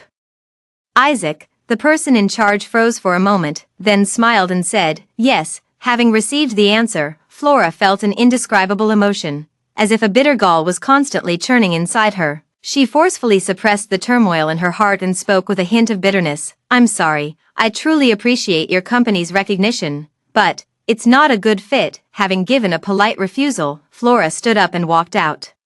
Her pride wouldn't allow her to return to Isaac's company in such a sorry state. Elsa caught up with her, glanced at Flora's expression, and asked cautiously, "Are you okay?" Flora smiled self-deprecatingly and shook her head. "I'm fine." Elsa sighed inwardly, thinking this clearly didn't look like nothing's wrong. Returned to Elsa's home. Just as they reached the entrance, they saw Kyle leaning casually against a Lamborghini, waiting. Seeing the car approach, he lifted his head and glared over with a stormy expression. Flora closed her eyes briefly inside the car, then stepped out under Elsa's concerned gaze. Their eyes met, as if the world had fallen silent. After a long while, Flora was the first to speak. "What are you doing here?" Kyle's eyes flickered with an unreadable emotion. He pressed his lips together and hesitated before saying, "The penalty fee." "I don't want the penalty fee anymore. Can we not get divorced?" Before these words could be spoken, Flora interrupted, "Don't worry, I'll pay the penalty fee. If I don't, you can sue me." Flora's words were ice cold. Kyle's expression instantly turned frigid. He forced the words from his throat. "Good, very good. There are still 2 days left. Can you manage it?" Flora felt a tremor in her heart as she met Kyle's indifferent gaze. Even though she had long known Kyle was heartless, seeing him repeatedly show no mercy, Flora's heart couldn't help but ache. Suppressing the bitterness in her heart, she said softly, "Of course, and don't forget to sign the divorce papers as soon as possible." Hearing this, Kyle paused mid-step, his hand hanging by his side suddenly clenching into a tight fist. "I'll definitely sign once you've paid the penalty fee." With those angry words, Kyle left without looking back. He was certain Flora couldn't borrow the money. Flora watched Kyle's receding figure with a bitter smile. That day, she called countless industry friends, faced many cold shoulders, and only managed to borrow a few million. Combined with her own savings, there was still 700 million left. There was only 1 day remaining. Now, it's truly a dilemma between advancing and retreating. Elsa furrowed her brows and hesitated before speaking. "Maybe we should take it to court." Flora remained silent for a long while before shaking her head. "After paying the penalty, Kyle will get a divorce. The marital assets will be split equally, which is enough to cover the 1 billion. If we go to court, it will take too long. I really don't want to be entangled with Kyle anymore. Every time I meet Kyle, he stabs me right in the heart." She was truly afraid and didn't want to see him again. Going to court is the last resort. Perhaps she could ask him for help. Midnight, Flora stared blankly at Isaac's message on her phone. She had already removed Isaac from the blacklist, but couldn't bring herself to make the call at that moment. A chat window suddenly popped up on phone. "Why won't you accept the contract? It's from Isaac." Seeing these words, Flora pressed her lips tightly for a long moment before slightly moving her fingers to send a message. "Can I borrow some money?" After sending this message, Flora immediately regretted it. She pressed to recall the message, hoping in her heart that Kyle hadn't seen it. Just 1 second, a single word came through from the other side. "Okay." Flora seeing that word, her heart skipped a beat. She clutched her phone tightly, regret washing over her, yet she also felt a wave of relief. Outside the window, the clouds parted and the mist cleared, moonlight pouring down, just like her life, about to embrace a brand new beginning. The next day, on the way to Galaxy Entertainment, Flora kept staring at her phone, growing increasingly nervous as no transfer notification appeared. Isaac not planning to lend the money anymore. Then, she shook her head. He wasn't that kind of person. If he promised, he would definitely do it. Elsa sighed beside her. What should we do? If we don't have enough money, isn't it just asking for trouble? Might as well just go to court. Flora looked up from her phone screen and comforted her. Don't worry. Her tone carried a soothing power. Elsa's eyes brightened slightly, and seeing her composed demeanor, she felt reassured. Flora's heart, however, remained tense.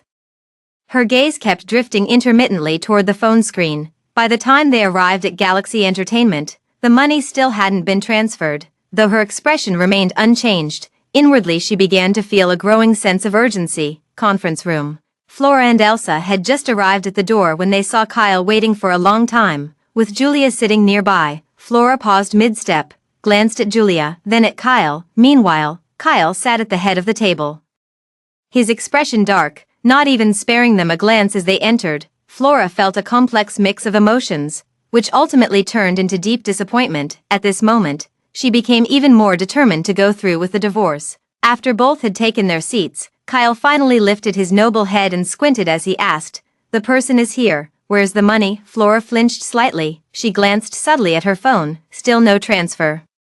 Kyle noticed her small movement and instantly understood Flora was bluffing. He couldn't help but scoff. What? Can't afford to pay? Seated beside Kyle, Julia also smiled, her expression concerned. Flora, what's wrong? Julia had already gathered the intel. She knew Flora only had 300 million in hand and was here today to watch the show. If you're truly broke, there's no need to force yourself. I can plead with Kyle on your behalf. How about paying the penalty in installments? Julia finished speaking, and in a corner where Kyle couldn't see, her eyes were filled with mockery as she looked at Flora. Flora hadn't even opened her mouth when Kyle cut in coldly. No way, Julia, stay out of this. Julia seemed to dim her eyes slightly upon hearing this. I just wanted to help Flora. Flora watched her pretentious act quietly, feeling utterly disgusted inside. Nearby, Kyle frowned. Ignore her. Not a single cent less of the billion must be paid today. Let's see how long she keeps up this act. After a long silence, Flora suddenly smiled. The spacious meeting room was crystal clear. Kyle and Julia turned their heads at the sound to look at Flora. Meeting their gazes, she straightened her posture and spoke coldly. The money has been transferred. Sign the divorce papers. Kyle stiffened abruptly, his voice rising in shock. Impossible. How could you possibly have gathered that much money? Flora paused in her tracks. Kyle knew he couldn't scrape together the money, yet he coldly watched himself grovel for loans. She had never humbled herself so much to beg others before.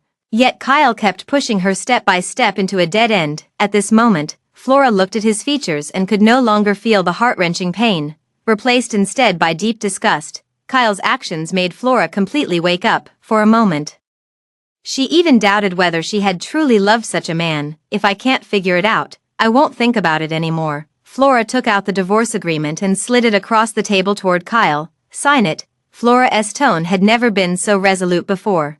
This 5-year relationship was ultimately misplaced affection. Divorce was the best choice. Kyle stared fixedly at the divorce agreement, a fleeting trace of pain flashing through his eyes before vanishing instantly.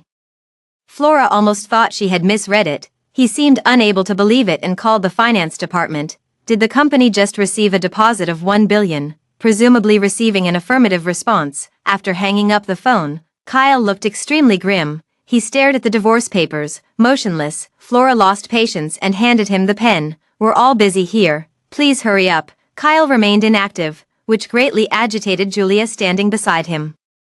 Seeing her chance to rise was almost within reach, her previously concealed patience wavered, and she spoke out of turn. Kyle, Flora is asking you to sign. Kyle suddenly snapped back to reality. Lost in thought, he abruptly asked, do you want a divorce because there's someone else? The words hung in the air. Flora whirled to face Kyle, her eyes wide with disbelief. What nonsense are you talking about? She never expected that Kyle would turn the tables and accuse her of infidelity, when it was clearly him who couldn't stay true. In her line of sight, Kyle clenched his jaw. How else would you explain this questionable money of yours? For a moment, Flora felt nothing but absurdity. Long-suppressed emotions finally erupted. She spoke with a mocking tone. White, do you think that just because you cheated, others must cheat too? Indeed, when one's heart is dirty, everything they see is dirty. Kyle's anger flared up as well. He threw the pen aside, his expression turning cold.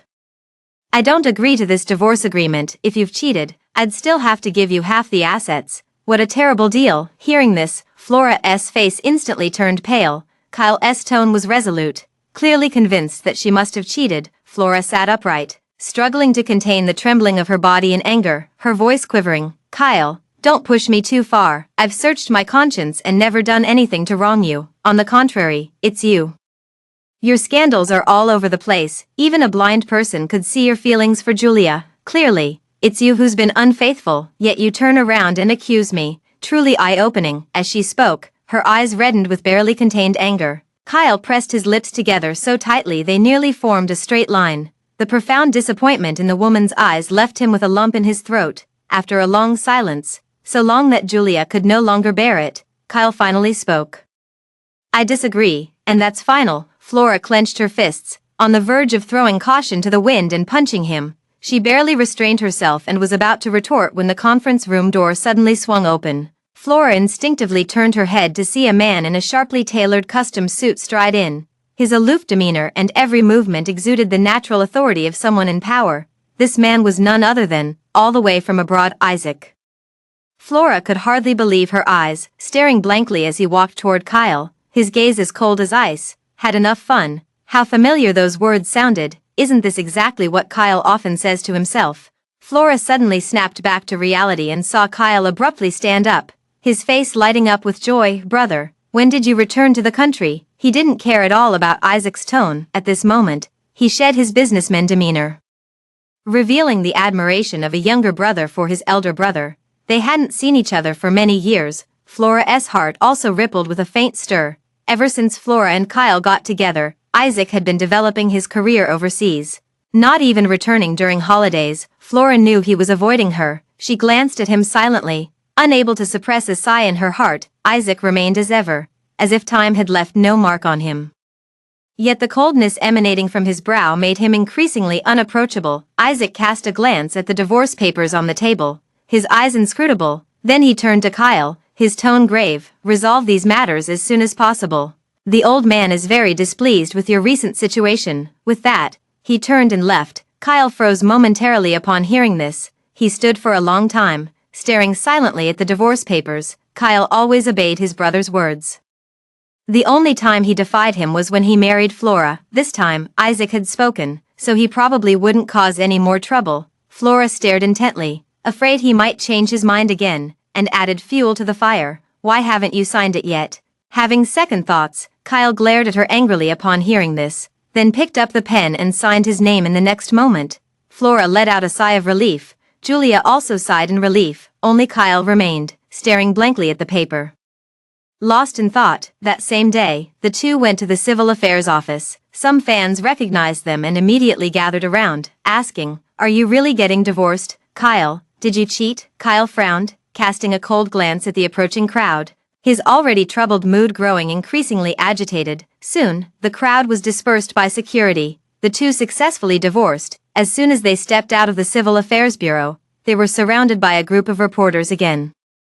Kyle, is it true that you split your assets equally? Flora, was your divorce really because of Julia? Flora ignored the question and got into Elsa's waiting car, driving away, silent all the way. Without looking back, Kyle stood in place, watching her retreating figure as a belated regret surged in his heart. At that moment, a reporter pushed a microphone forward with Kyle. Will you marry Julia? Kyle withdrew his gaze, glanced at the reporter, and spoke heavily. No, I have no relationship with her. With that said, he left. The day's trending topics exploded once again. Celebrity singer Kyle and film queen Flora confirm divorce. Kyle publicly responds, will not marry Julia. The internet is abuzz with excitement. Flora, but she has no interest in paying attention. She's busy preparing to open her own studio. Running around in circles, following this trending topic, Flora successfully registered her studio and posted a Twitter update. Hello everyone. Flora Studio is officially launched. See you there. The comment section is filled with Flora's fans celebrating with cheers. Congratulations, Flora has finally left the scumbag behind to focus on her career. Sister shines alone. Scumbag stay away. Flora, you can do it. Go for it. Flora was moved to tears as she read the flood of comforting and encouraging comments from her fans. Elsa smiled warmly and said, without Kyle and Julia, our comment section wouldn't be so free of hostility. Indeed, Flora joined in the laughter, and Elsa quickly moved on to work arrangements. There's a palace drama casting right now, you should give it a try. The director said you'd be perfect for the role of the cold consort. With that, he handed over a notebook. Flora was taken aback for a moment. To be honest, she hadn't expected work to come so quickly. Generally speaking, Capital tends to wait and observe for a long time before offering good resources. Could it be that someone behind the scenes is? At this thought, Flora couldn't help but let out a bitter smile. They had broken up so many years ago, Isaac probably wouldn't interfere in her affairs anymore. Suppressing this thought, Flora took the script and couldn't stop reading once she started. Looking up again, Flora's eyes were bright. This is truly a great script, Elsa. When can we do the audition? Tomorrow. Elsa paused, still not telling her that the role had already been internally assigned to Flora. Otherwise, if she knew Isaac had joined the production with investment, she probably wouldn't go. Flora was completely unaware. Upon hearing Elsa's answer, her expression turned somewhat hesitant. She originally planned to meet Isaac tomorrow to repay the money. Since he transferred from an overseas account, Flora wasn't sure if he could receive it and intended to give it in person. On second thought, she decided to arrange the meeting a bit later. Work waits for no one. The next day, Flora met Isaac, who had mentioned repaying the money the day before. He sat at the head of the table, frowning in silence, but the aura around him was so intense that it made people unconsciously hold their breath. The director nearby cautiously offered a flattering smile. "Mr. Liu, are you tired? Would you like to take a break?" Isaac frowned and ignored him. Instead, he looked at Flora standing in the center and uttered the first words of the day. "Let's begin." Flora met his gaze and instinctively flinched away. Then, realizing it was an audition, she looked back directly. Kyle gave an almost imperceptible flicker of his eyes. Flora performed this scene, which depicts the cold consort confronting the emperor about his fading affection. This scene perfectly aligns with Flora's recent state of mind. She stood in place, her expression shifting as her eyes filled with an indescribable sorrow. As if the entire world had dimmed around her, Flora trembled slightly, her words dripping with anguish. "Your Majesty, have you forgotten the vows we swore to each other?" The person who doesn't exist across from me seems to have said something. Her heart instantly turned to ashes, her face as pale as paper. In the end, it was just my own wishful thinking. Everyone present was drawn into the moment. An indescribable sorrow lingered in the air. After Flora finished performing, the audience remained spellbound, unable to react for a long while. A snap. Isaac was the first to applaud, snapping everyone else out of their daze as they praised. Truly worthy of being an Oscar winner. Her acting is unparalleled. Flora still had lingering sorrow in her eyes, clearly not yet out of character. Hearing the applause, she finally snapped back to reality, brushing the corner of her eye with a smile. The director gave an approving shout and immediately decided that the chosen one was Flora. Flora completely let go of her worries. She stepped out and met Elsa's inquiring gaze. Giving a slight nod, Elsa smiled and also let go of her worries. The two arrived at the parking lot and were about to get into the car when a bodyguard approached. "Hello, Miss Flora. President Liu requests your presence." What was meant to come would always come. Flora realized the moment she saw Isaac that this was all his doing, very much his style. His way of expressing love was by giving money, resources, and connections. Flora sighed inwardly, offering a reassuring smile to the worried Elsa before stepping into a discreet Rolls-Royce. As soon as she entered, a familiar scent of cold pine enveloped her. Flora couldn't help but pause. This was the perfume she had gifted him before. Isaac had been using this brand all along. She couldn't resist glancing sideways at him. Isaac looked over, and their eyes met unexpectedly. Flora immediately straightened up, not daring to glance again. After a moment's thought, she took a card from her bag and handed it over. "This is the money I owe you. I've been too busy to return it until now. The pin is your birthday." Isaac curved his lips as he took it. "You still remember my birthday?" The deep voice tinged with laughter seemed to pour into his ear, growing gradually clearer inside the car. Flora couldn't help but hold her breath, her heart filled with indescribable complexity, and softly replied, They had been together for 5 years. No matter how busy Isaac was, the two would always celebrate their birthdays together. How could she have forgotten his birthday? The car fell silent instantly. Both of them involuntarily recalled deeply buried memories. After a long pause, Kyle suddenly spoke up. "Let's have a meal together. How about going to Hexianlo again?" Hearing this somewhat presumptuous invitation, Flora hesitated for a moment, but considering the great favor they had done for her, it would be impolite to refuse. She then softly agreed. Soon, they arrived at Hexian Tower. Inside the private room, the two sat facing each other. Kyle ordered several dishes that Flora liked. As if remembering something, he looked up and asked, "Would you like anything else?" Flora instinctively blurted out, "Ate treasure chicken." By the time she realized it, her expression involuntarily stiffened. This was Kyle's favorite dish. Out of habit, she had casually mentioned it without thinking. Isaac's expression remained unchanged, but a shadow flickered in his eyes the moment he lowered his gaze. After all the dishes were served, Isaac rolled up his sleeves, revealing his strong arms as he ladled a bowl of soup, then placed it steadily in front of Flora. This is Flora's habit. Actors need to control their weight, and drinking soup before meals can help manage their diet. Flora looked at the bowl of soup, and her heartstrings were inevitably tugged. She never expected him to still remember these little habits. During the meal, Flora went to the restroom. Passing by a private room, I suddenly heard a familiar voice, "Kyle. You're already divorced, why won't you accept me?" Flora paused mid-step and stopped. That sounded like Julia's voice. Just as she was about to leave, Kyle's slightly impatient voice came from inside. "No reason. Did you ask me out just to say this?" Flora doesn't have the habit of prying into others' privacy. Just a few steps out, she bumped into Isaac's tall figure approaching. "Flora, what are you doing here?" Flora's pupils contracted as she stepped forward, grabbing his arm to leave. Kyle didn't know about her past relationship with Isaac, and her first instinct was to avoid the situation, but it was too late. Inside the private room, Kyle heard Flora's name and had already stepped out. He looked up and saw his ex-wife standing side by side with his brother. His ex-wife's hand was still holding on to his brother's, and the usually fastidious Isaac didn't shake her off, instead letting her continue to hold on. Kyle stared at Flora holding Isaac's hand as if he wanted to devour someone, shock mixed with disbelief in his voice. "Why are you two together?" The intensity of his gaze was scorching. Flora blankly let go of the hand, momentarily at a loss for how to explain. Kyle pressed again, "What's your relationship? Why are you so close?" Flora was struggling to think when Isaac beside her spoke directly. "We were each other's first love." As soon as these words were spoken, Kyle's expression changed drastically, shifting from shock to realization, then to contemplation and suspicion. Finally, he muttered dejectedly, no wonder you've been staying abroad all this time, brother." At that time, Kyle couldn't understand why his brother was so determined to pursue development overseas. Thinking back now, it seems it was on the day he and Flora made their relationship public that his brother suddenly left. No one knew exactly what had happened.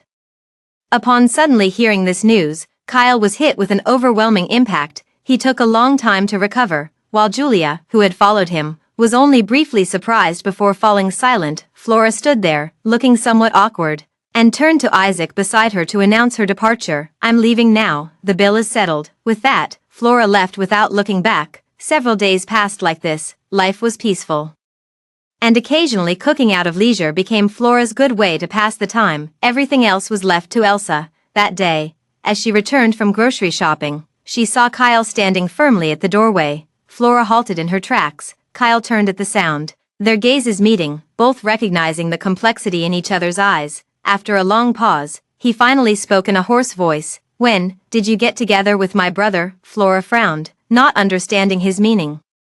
"I have no relationship with your brother now, but it's true, we were once each other's entire world." These words, Flora returned verbatim to Kyle. As soon as the words landed, Kyle's face instantly paled. Flora clearly saw a trace of panic in his eyes. Kyle clenched his fists tightly, forcing out a sentence from his throat. "Flora, I regret it. Let's not get divorced. Let's go back to how we were before." Just like before, Flora's expression was slightly dazed. Then a hint of mockery appeared on her coldly beautiful face. She raised her head, staring intently into his eyes, speaking earnestly yet wearily. "Kyle, we can't go back." Kyle blocked the doorway. Flora finished speaking and prepared to step past him to enter, but he grabbed her hand, Flora stopping her abruptly. She could still hear him continuing to say Flora didn't want to hear. "Flora, did you divorce me because you knew my brother was coming back? Are you still unable to forget him? Did you use me as a substitute?" One question after another, Flora felt a surge of irritation welling up inside her. He shook off Kyle's hand, his long-suppressed emotions finally erupting. "This has nothing to do with your brother. It's you who's been wearing away my feelings all along. I don't love you anymore, and there's nothing between us now. Please don't disturb my life." Kyle stared blankly at Flora's slightly reddened eyes. The weariness and irritation in her tearful gaze rendering him speechless. His lips moved slightly, but in the end, he could only watch as Flora walked inside. After standing there for a long time, Kyle finally dragged himself back to the old house. These past few days, whenever he had a moment to himself, Isaac's words kept replaying in his mind. They were each other's first love. Like a curse, it kept stimulating Kyle's nerves. At first, he avoided it, trying to numb himself with work to keep from thinking. But every time he returned to the little home he shared with Flora, looking at the bits and pieces of the past, it's impossible not to let the mind wander. His mind kept questioning, constructing and reshaping the truth, only to overturn it again and again. Kyle felt his head splitting with pain, nearly driven mad, his eyes bloodshot. He decided to return to the old family home to confront his brother and get some answers.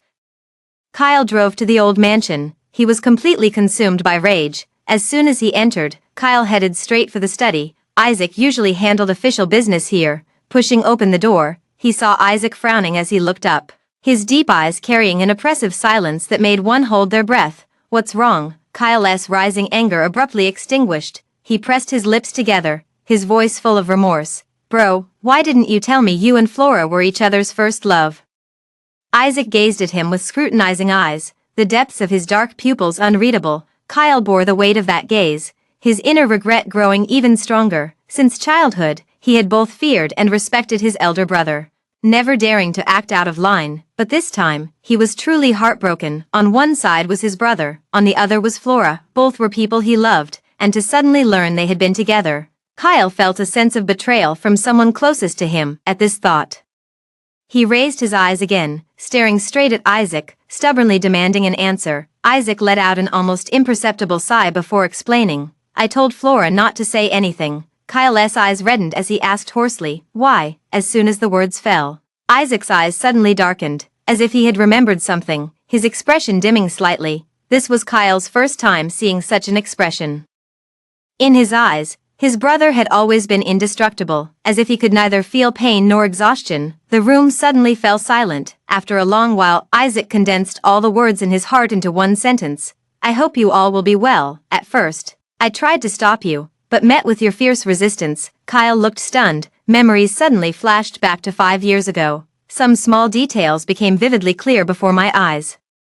That was Kyle's first time bringing Flora to meet the family. Their parents passed away young, and the two were raised single-handedly by their grandfather. As the eldest brother stands in for the father, Kyle naturally sought his family's approval upon finding the love of his life. Upon entering, Flora froze in place the moment she saw Isaac. For the next 10 seconds, the two of them simply stared at each other. At that moment, Kyle thought his brother's disapproval and sharp gaze had frightened Flora. Looking back now, it was clearly a meeting between ex-partners, with both sides harboring complex emotions. Only I was immersed in a false sense of happiness. Kyle's expression grew increasingly gloomy as he couldn't help but question Flora. "Flora, do you really love me? Could it be that you're just seeing me as a substitute for you?" Though he voiced his doubts, deep down he was hoping for a denial. Isaac shook his head upon hearing this. Flora said she loves you very much. When it came to the word love, he felt an unbearable dryness in his throat. Kyle didn't notice, overwhelmed by sudden joy, and smiled. Isaac watched Kyle's expression, finding it particularly grating. After a moment of silence, he poured cold water on the moment. "You're already divorced." Kyle instantly wiped the smile off his face. He sighed, his expression cold for a long moment before shifting his gaze to Isaac and tentatively asking, "Bro, you're not chasing after Flora, are you? We just had a fight. We'll make up in a while. You can't steal her from me." Seeing that Kyle still hadn't grasped the seriousness of the situation, Isaac couldn't help but shake his head. Kyle misunderstood, thinking that Isaac wouldn't compete with him for her. Upon learning that Flora's ex was his brother, Kyle felt a strong sense of urgency. He now deeply regretted breaking up with Flora. Thinking of this, he immediately returned home, picked up his phone, and painstakingly composed a Twitter post. There was no other way. Flora had blocked all his contact information. He had no choice but to turn to Twitter to seek forgiveness. Soon, Twitter was trending again. Netizens all gathered to watch Kyle's journey of reconciliation. "At Flora, I truly know I was wrong this time. Can we remarry? I'll listen to everything you say from now on. You can hit or scold me, just don't leave me again." At this moment, Flora was at a dinner gathering. Elsa had invited a recently popular female celebrity, Lu Sui, With only 6 months left on her contract, her agency was squeezing her dry, making her take on all sorts of dirty and exhausting jobs. Out of desperation, she began exploring opportunities with other companies. The three of them were enjoying their meal when suddenly, Lu Sui looked at her phone and said, "Flora, look at Twitter." Flora opened Twitter with a puzzled expression and immediately saw the trending topic, "Kyle wants to reconcile." With a light tap of her finger, the Twitter post appeared before Flora's eyes. She turned off the screen after reading, her expression unreadable. "It's fine, let's continue." After the dinner, she drove home. In the car, Elsa looked at the trending topics with a frown and cautiously suggested, "Are you going to respond?" Flora glanced over. "Don't bother with him. He'll be fine once he's done making a fuss." At that very moment, a phone call came in. Flora stared at the screen displaying the call from the director of The Tale of Liang Yu, hesitated for a moment, and then answered the phone. "Flora, The Tale of Liang Yu is about to start filming. Are you still willing to take the lead role?" Hearing the other party's seemingly whimsical change of actors, Flora couldn't help but feel speechless. She knew immediately it was Kyle's doing. She sighed deeply and said solemnly, "No need, Director Ho." Just as she began to voice her refusal, there was a commotion on the other end, and Kyle's voice could faintly be heard. Knowing Kyle was nearby, Flora refused even more decisively. "I won't be acting in this drama anymore. Please find someone else." There was a rustling sound from the phone, followed by Kyle's voice saying, "Flora, didn't you always want to act in this drama?" Flora's eyelashes fluttered for a long moment. The corners of her lips curled into a mocking smile as she spoke in a lukewarm tone. "Kyle, I don't want to act in it now, and don't always act like you're doing me a favor with this role. I'm not short of scripts. Moreover, with such an irresponsible investor, the future of this drama looks bleak." This thought, Flora kept to herself and didn't voice it out. A heavy breath came from the other end of the phone. Kyle remained silent for a long time, just as Flora was about to hang up. Kyle let out a hoarse plea. "Flora, what will it take for you to forgive me?" "Forgive?" Hearing these words, Flora almost laughed in anger. Can a casual forgive him really cover up all those painful wounds? Her lips turned cold as she spoke indifferently. "I forgive you. From now on, we owe each other nothing, and don't disturb my life again." With that said, Flora hung up the call without waiting for his response. Looking up, she met the curious gazes of the other two. But both tacitly avoided mentioning it and continued discussing the contract topic from earlier. Soon, the opening ceremony for The Legend of Minhua was held. At the same time, The Legend of Liang Yu also announced its commencement. Kyle seemed to be competing, as he announced his project's start right after the other side did. After completing the rituals of paying respects to the four directions and burning incense, it was time for the media QA session. The first to be surrounded by a barrage of cameras and microphones was Flora. All eyes were eagerly fixed on her, the intensity seemingly determined to dig out a sensational story. "Flora, can you tell us the truth behind your divorce?" "Flora, did you divorce because Kyle cheated on you?" "Flora, Kyle Twitter publicly announced his desire to reconcile. Do you have any thoughts of getting back together?" Flora deliberately ignored questions about Kyle under the flashing cameras, whispering, "This is the production team's opening ceremony. Please focus on the crew itself. Personal questions will not be answered." At that moment, a reporter suddenly spoke loudly, drowning out the voices of other reporters. "Flora, next door. Kyle said he regrets the divorce and called you the only one. What do you think?" Now there was an uproar. "Kyle is slapping his own face, forgetting his words so quickly." Flora felt the same way, thinking that Kyle's actions were utterly absurd, always acting so willfully and without restraint. These thoughts flashed by in an instant. Flora's eyes showed a trace of weariness as she answered the question. "The biggest regret of my life was marrying Kyle." She doesn't regret dating Kyle, but deeply regrets marrying him. They say marriage is the grave of love, and indeed, her love had already been buried. After announcing this statement, Kyle quieted down for a while. This made Flora breathe a sigh of relief. What followed were peaceful days of filming as usual. That day, Flora came to the film set as usual to shoot, only to be greeted by numerous staff members eagerly saying, "Good morning, Teacher Flora, thank you for the breakfast you bought." Flora was completely baffled. She hadn't ordered any breakfast. When she arrived at the filming location, she saw a crowd gathered around picking up breakfast, with someone continuously calling out, "Come and get it, everyone, this is from Teacher Flora. Please take care of us in the future." Flora took a closer look and realized the person energetically calling out was none other than Kyle's assistant. Upon seeing Flora arrive, His eyes instantly lit up as he greeted, "Professor Flora, you're here, come have some breakfast." Flora instinctively frowned and glanced around, but Kyle was nowhere in sight.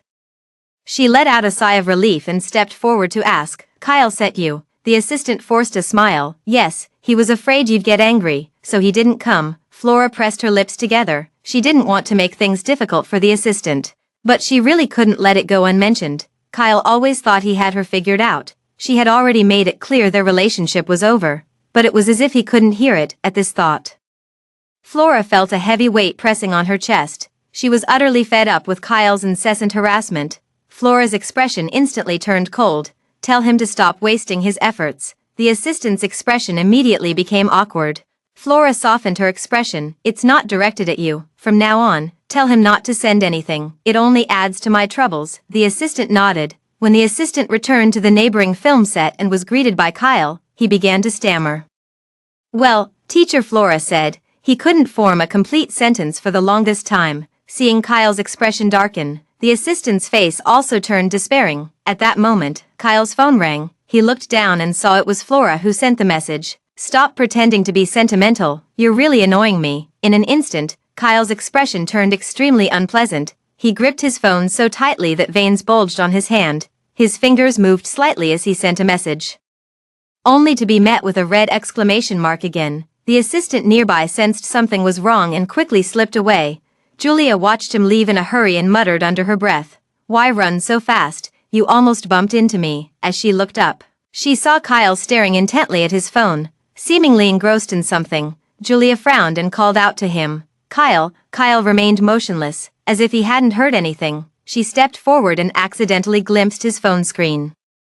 Seeing Flora's name, her expression twisted momentarily. Julia forced a smile, pretending not to have noticed, and said softly, "Kyle, it's time to go to the recording studio. We should leave now." Kyle snapped out of his thoughts, put away his phone, and responded indifferently with a "hmm." With that, he turned and walked out the door. Left behind, Julia bit her lip tightly, watching Kyle's retreating figure with eyes full of resentment, even after the divorce.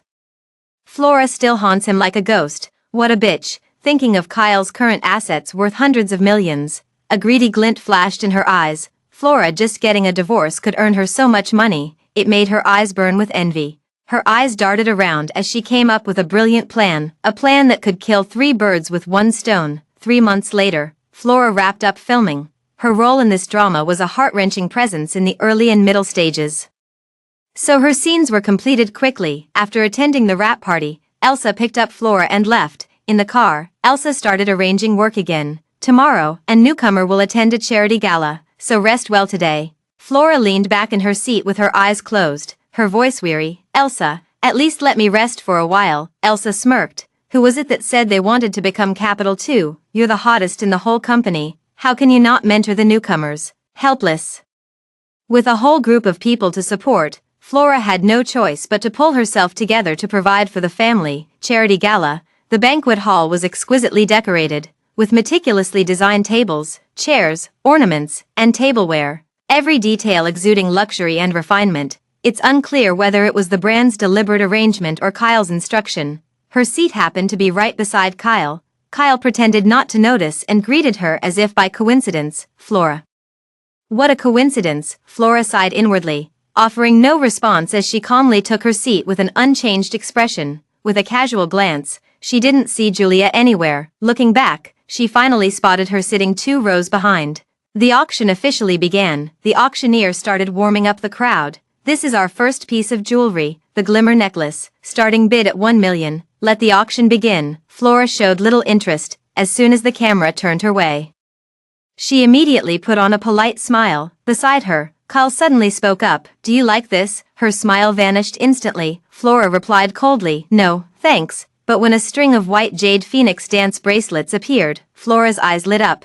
Exquisitely carved with lifelike phoenixes, it appears extraordinarily luxurious under the dazzling lights. Flora has a particular fondness for jade. Upon hearing the starting price of 2 million, she immediately raised her paddle to 1 million. As soon as the bid was announced, another voice called out a higher offer from behind, 2 million. Flora tilted her head slightly and locked eyes with Julia 2 rows behind. She smiled faintly.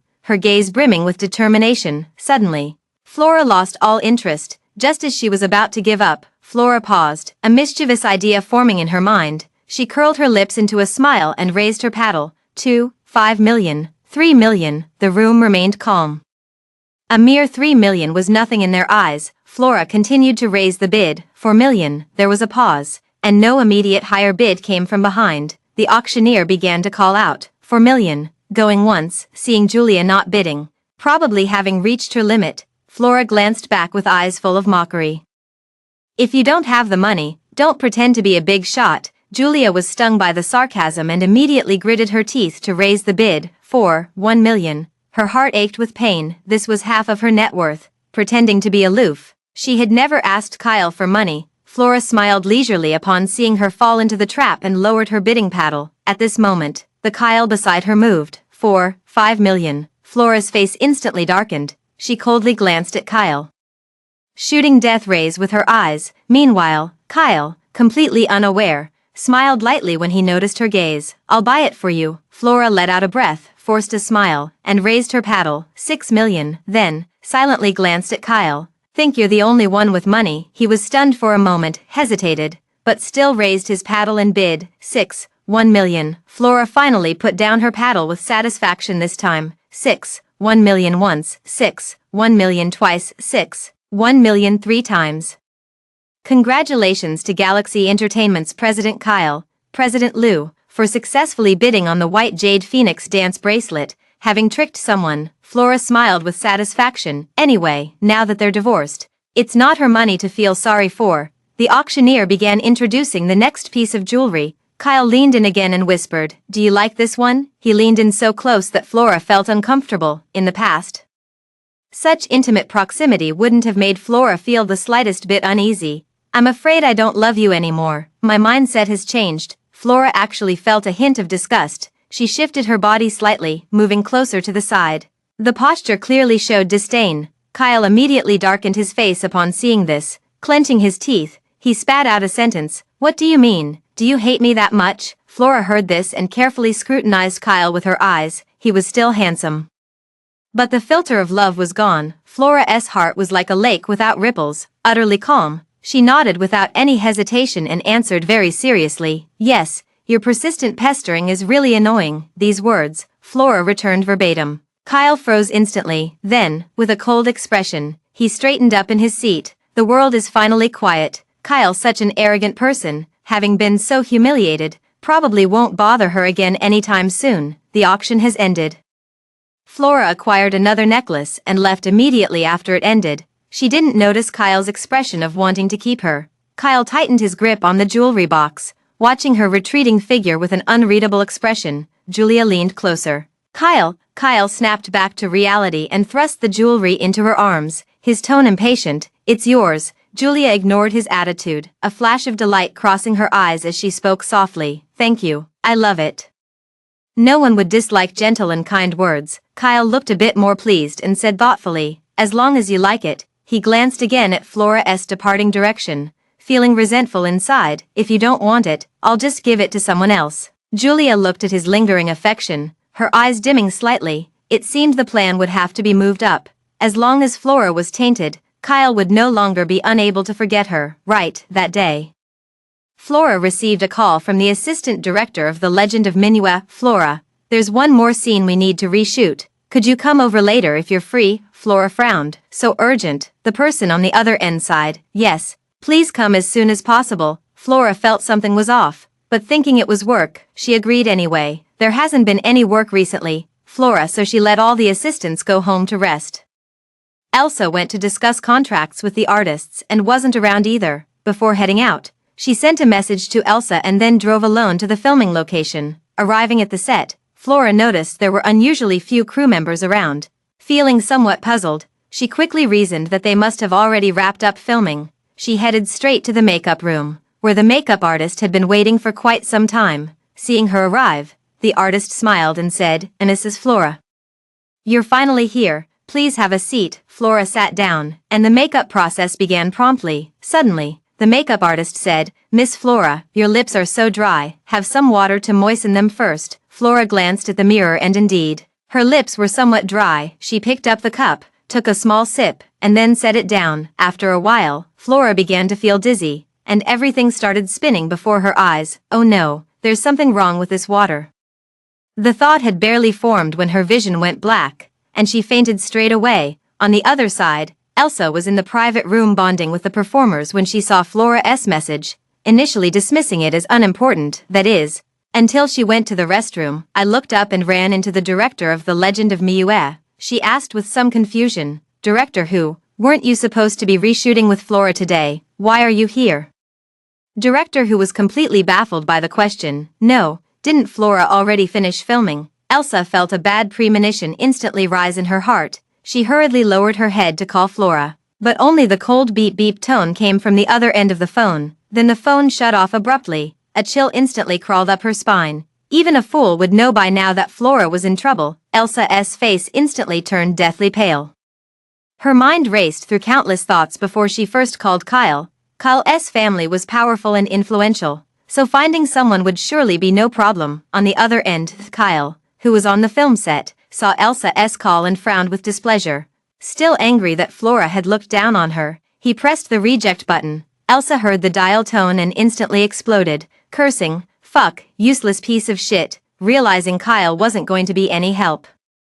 She immediately called someone else. This was Isaac's private number, allowing direct contact without going through a secretary. The call connected quickly. Elsa frantically pleaded, "President Liu, Flora might be in trouble, please help." There was a pause on the other end, followed by a cold, stern voice. What happened? Elsa quickly explained the situation, and the call was immediately hung up on the other end. Kyle ended Elsa's call but remained somewhat unsettled beside them.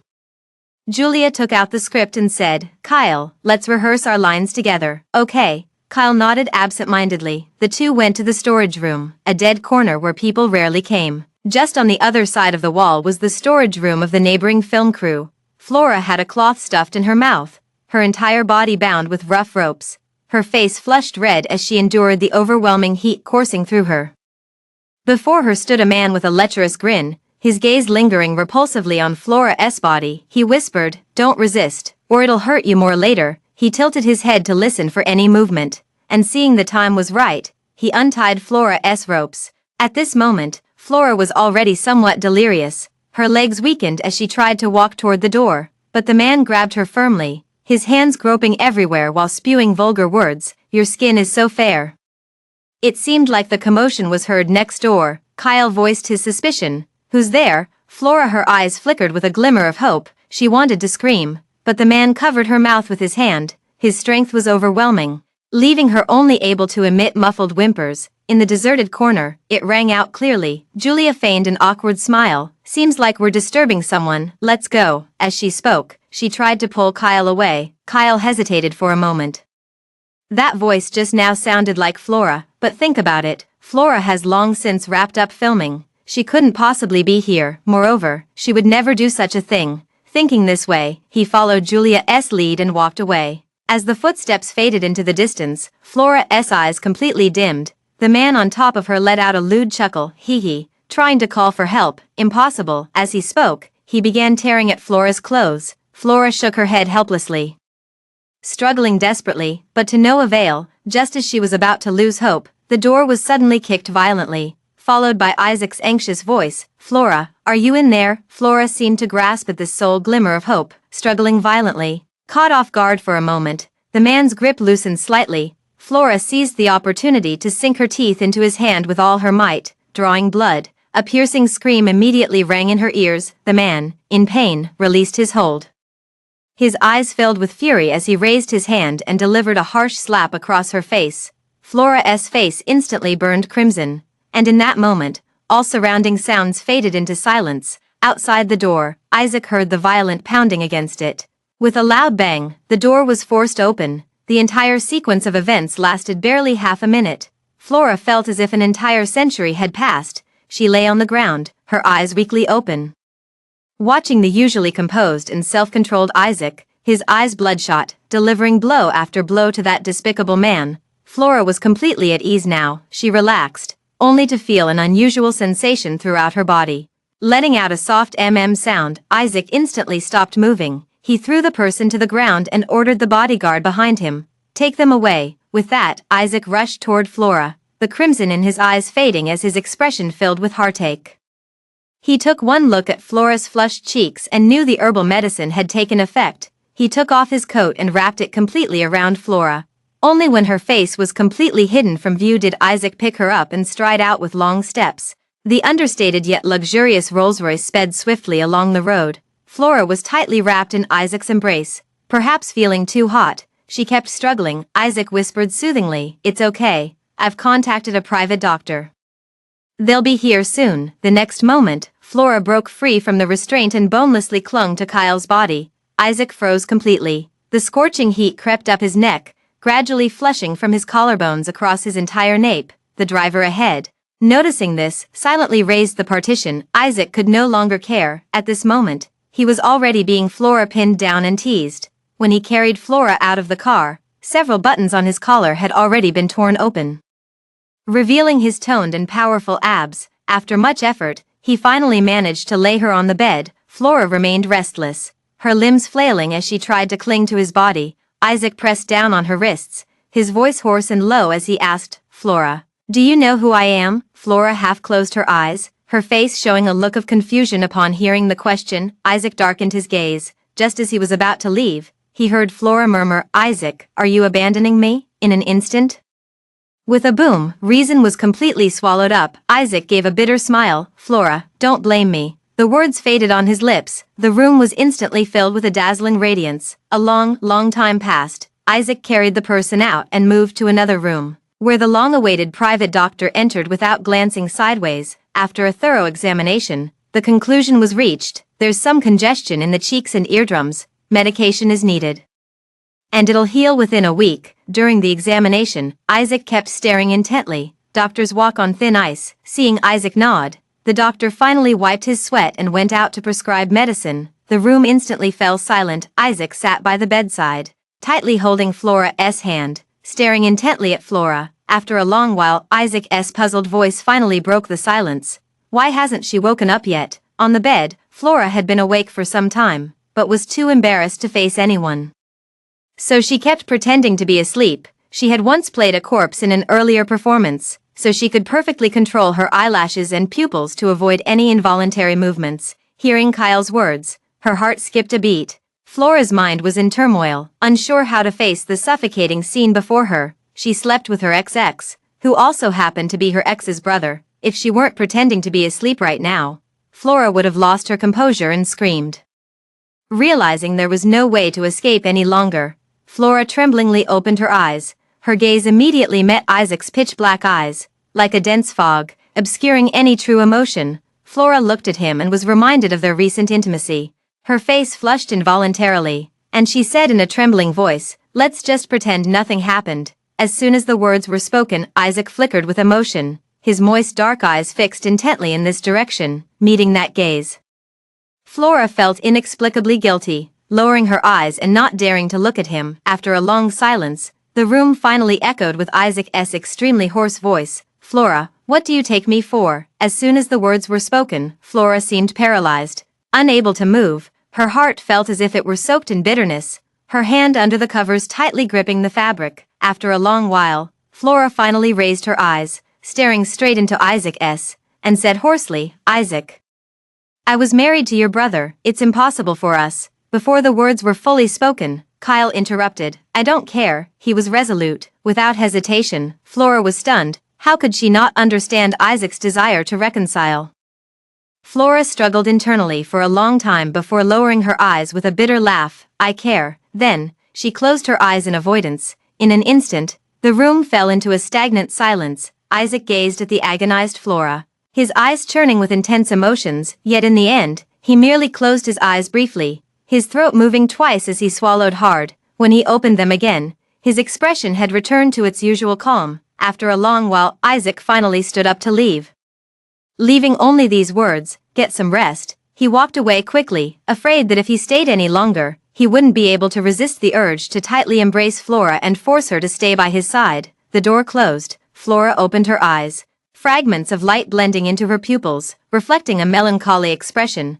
Her heart was filled with complexity, yet also immense relief. If only Isaac were to persuade her to stay once more, her resolve might waver uncontrollably. A deeply etched first love is like the first stroke of emotion in one's world, always the most vivid and indelible. She thought she had long forgotten, yet memories buried deep within her mind kept resurfacing. They transitioned from campus life to society. Isaac inherited the family business, engaging in daily battles with the old foxes, and his time spent on airplanes became as much as on the ground. As for me, I debuted as a child star and naturally ventured into the entertainment industry after leaving school. Both were passionately immersed in building their careers. Gradually, the time spent together became less and less, and the conflicts grew deeper and deeper. Isaac's love is restrained and controlled, while Flora yearns for a passionate romance. She hopes that she and her lover can appear together in public, but Isaac's family is too complicated, and as the heir, he cannot be seen in the public eye. This is just one of the issues. Additionally, there were various other reasons, mainly due to incompatible personalities and values. In short, it just wasn't a good match. Almost every time they met, they ended up arguing. Gradually, they contacted each other less and less. Flora could no longer remember the exact reason for their breakup. It seemed like just an ordinary day. By that time, they hadn't seen each other for nearly half a year. The two made time for a video call. Exhaustion was evident in his eyes, yet he still smiled. Tired today, Flora looked at Isaac and the dark circles under his eyes. Somehow, she suddenly broke down in tears. Then, choking back sobs, she proposed the breakup. Isaac, let's break up. In her heart, she hoped for Isaac's plea to stay, trying to sense his love, but Isaac's answer was, okay. His eyes clearly reflected shattered pain, yet he refused to utter a word to stop her. Only silently watching as Flora dissolved into tears. Flora was utterly disappointed and completely ended the relationship. The scene just now was strikingly similar to when they broke up. She thought love would hold on. He thought love would turn back. Just like that. A single miss led to 5 years passing by. They met again, still for the same reason. It can only be said that they were not meant to be together. Outside the door, Isaac stood for a long time. No one knew the mental anguish he endured to restrain himself from disturbing Flora. After a long time, he finally lowered his gaze and turned to leave. Inside the room, Flora had gone through a series of events, leaving her both mentally and physically exhausted. Soon, she fell into a deep sleep. Flora slept restlessly. She dreamed that her affair with Isaac was exposed. Kyle questioned her and Isaac with bloodshot eyes. In the end, he even threatened to sever ties with Isaac. The Herman household was thrown into chaos, and the old man forced her to leave with his oppressive gaze. The internet was also flooded with reports of her scandal. In an instant, Flora became a public enemy that everyone wanted to chase away. Flora suddenly opened her eyes, sitting up drenched in cold sweat, her gaze still filled with lingering panic. She looked around and realized she was in Herman's old family house, her eyes glazing over for a moment. At that moment, Flora's phone on the bedside table rang. She snapped back to reality and saw that it was Elsa's phone number, then pressed the answer button. Hello, Elsa. Elsa felt her panicked heart settle upon hearing the voice. I'm glad you're okay. President Lou said you were rescued, but I just had to confirm. You have no idea. I messaged Kyle saying you were in trouble, and he still hasn't replied. Flora forced a faint smile. Don't worry, I'm fine now. As for Kyle, she didn't want to mention him anymore. Where are you now? Do you want me to pick you up? Elsa still couldn't rest easy and wanted to see for herself. Flora instinctively looked out the window. It was already dark, and she quickly declined. No need. It's too late today. I'll come back by myself tomorrow. All right then. After exchanging a few more words, they hung up the phone. Just after hanging up, Elsa saw Kyle calling. I didn't want to answer, but considering Kyle's temperament, I thought I'd better inform him. Otherwise by tomorrow the whole world would know something happened to Flora. As soon as the call connected, roaring came from the other end. What's with the message you sent? Has something happened to Flora? Elsa rolled her eyes. Having only checked the message after several hours, what's the use of panicking now? She coolly replied. No need. Flora was saved by your brother and is fine now. You can continue being lovey-dovey with Julia today. The media caught them spending time alone together again. With that, she immediately hung up the phone. On the other end, Kyle calmed down upon hearing this. He felt relieved that Flora was safe, yet deeply worried whether Flora was injured or scared. At this thought, Kyle's first instinct was to drive back to the old mansion. It had medical equipment and doctors on call, and was private. Isaac would surely bring Flora here, Soon, Kyle hurriedly arrived at the old mansion. The vast old mansion was completely dark, with only 2 rooms illuminated. One was Isaac's study, and the other was a guest room on the 2nd floor. Kyle's eyes suddenly lit up. Knowing the guest room must be where Flora was sleeping, he took the key and walked in. And the next moment, the lights in the old house's living room suddenly turned on. Kyle headed straight for the guest room on the 2nd floor. Too hurried to even remember to turn on the hallway lights, he reached the door. Took a deep breath, and then knocked. The door opened, and the warm light from inside spilled out. Flora stood at the doorway in her sleepwear, backlit, her expression slightly dazed. Kyle was about to smile and ask if she was okay when his gaze suddenly froze. His mind going blank in an instant, he saw that Flora's fair skin was dotted with red marks, trailing from her neck downward and disappearing beneath her collar. Kyle couldn't believe what he was seeing. His eyes were bloodshot as he gripped Flora's shoulders, his voice hoarse with disbelief. "Who did you sleep with?" Flora had never seen Kyle like this before, her shoulders pinned tightly. Flora felt fear surge and instinctively struggled. "Let me go, you're hurting me." The commotion drew Isaac from his study. Seeing Kyle losing control, he frowned and pulled Kyle away. "What are you doing?" Isaac's questioning made Kyle shift his gaze toward him. And when he saw Isaac's neck marked with nail imprints, what else was there for him to not understand? This scene deeply shocked Kyle. He suddenly laughed, his voice hoarse with despair. "One is my wife, the other is my brother. How could you betray me like this?" The wording was quite blunt. Flora had initially felt a bit guilty, but upon hearing this, her anger flared up. "What do you mean by that? We're already divorced. Who I'm with is none of your business."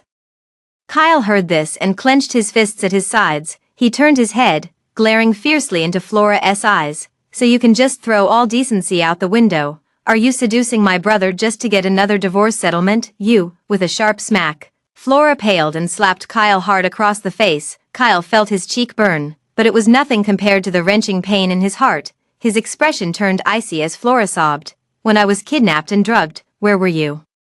"Just a wall away, cozying up with Julia. Elsa called and messaged you, but you ignored it all.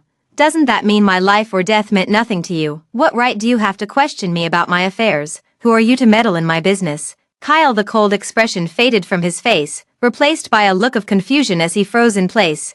The voice in the film crew was indeed Flora. He thought he had misheard. For a moment, he didn't know how to react. A flood of information overwhelmed his mind, leaving his lips trembling wordlessly. Isaac frowned and stepped forward to pull Kyle away. Just then, his phone rang. Isaac instinctively glanced over, recognizing the bodyguard who had taken the man away, and answered the call. The bodyguard's cold, stern voice immediately came through. "Mr. Liu," he confessed, saying the employer was Julia. In the quiet hallway, all three heard the words with perfect clarity. Flora immediately understood upon hearing this. Julia must have wanted to eliminate herself because of Kyle. As lingering fear and rage fermented, reaching their peak, Flora lashed out at Kyle. "This is all the trouble you've brought upon me." Kyle's expression shifted repeatedly as he instinctively denied. "Impossible, Julia wouldn't do such a thing." With those words, Flora's heart completely died. She had no hope left for Kyle. In fact, there was even a sense of "I knew it would come to this" in her heart. Flora turned her gaze to Isaac, staring at him unblinkingly, trying to find any flaws in him. Isaac pressed his lips together and met Flora's gaze firmly. "Do you want to call the police or handle it my way?" Flora asked him. "What is your way?" "Ruin and disgrace, a fate worse than death." These 8 words helped Flora steady her mind. After a moment of contemplation, she replied, "Let's call the police." Isaac nodded and dialed 110, but Kyle stopped him. "Bro, could this be a misunderstanding? I want to ask Julia." Isaac didn't answer him, instead turning to look at Flora. Flora hadn't expected that even at this point, Kyle still wouldn't believe it was Julia who did it. If it were truly slander, wouldn't the police have found out? Did it really require him to ask? The corner of her lips turned cold. "Go ahead, once you go, never come back." As soon as these words were spoken, Isaac turned off his phone screen. Kyle cast one last deep glance at Flora before turning and walking away. Flora watched his figure disappear around the staircase corner, her expression icy, with no trace of the past affection left in her eyes. Isaac took in all of this silently. His gaze fell upon Flora's extremely cold expression, his heart aching unbearably. Kyle's love was passionate, something he lacked in what Flora desired. He thought that by letting go, Flora would get what she wanted and live happily, yet he never imagined that in places beyond his sight, she was suffering so deeply. At this moment, Isaac deeply regretted letting go of Flora's hand. Now, Flora was right before his eyes. This time, he didn't want to let go again. The next day, Flora finished washing up and went downstairs, only to see Isaac making breakfast in the kitchen. The busy figure made her quite curious. Flora peeked inside and saw Kyle moving with such fluidity.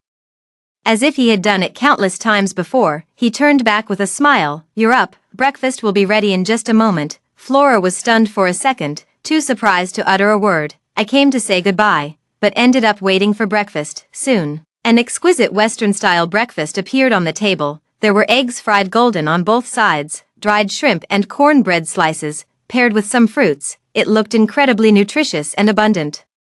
Flora looked somewhat dazed and murmured softly, "Did you really make this?" She simply couldn't believe it. That pampered young master who wouldn't lift a finger in the kitchen actually knows how to cook. Taking a bite, she was surprised to find it quite delicious. Flora exclaimed in renewed astonishment, "It's delicious." That little expression made Isaac laugh, his eyes brimming with spring-like tenderness, overflowing with affection. No need to be so surprised. At that moment, his phone rang again. Kyle swallowed the rest of his words, seeing it was a call from the bodyguard and thinking Flora would also want to know the progress. He put it on speaker. "President Lou, Julia is heading towards the airport. It looks like she's trying to flee abroad." As soon as the words fell, Flora's knife and fork scraping against the egg let out a sharp screech. Her expression was icy as she gently set down her knife and fork, lifting her gaze to stare at Isaac.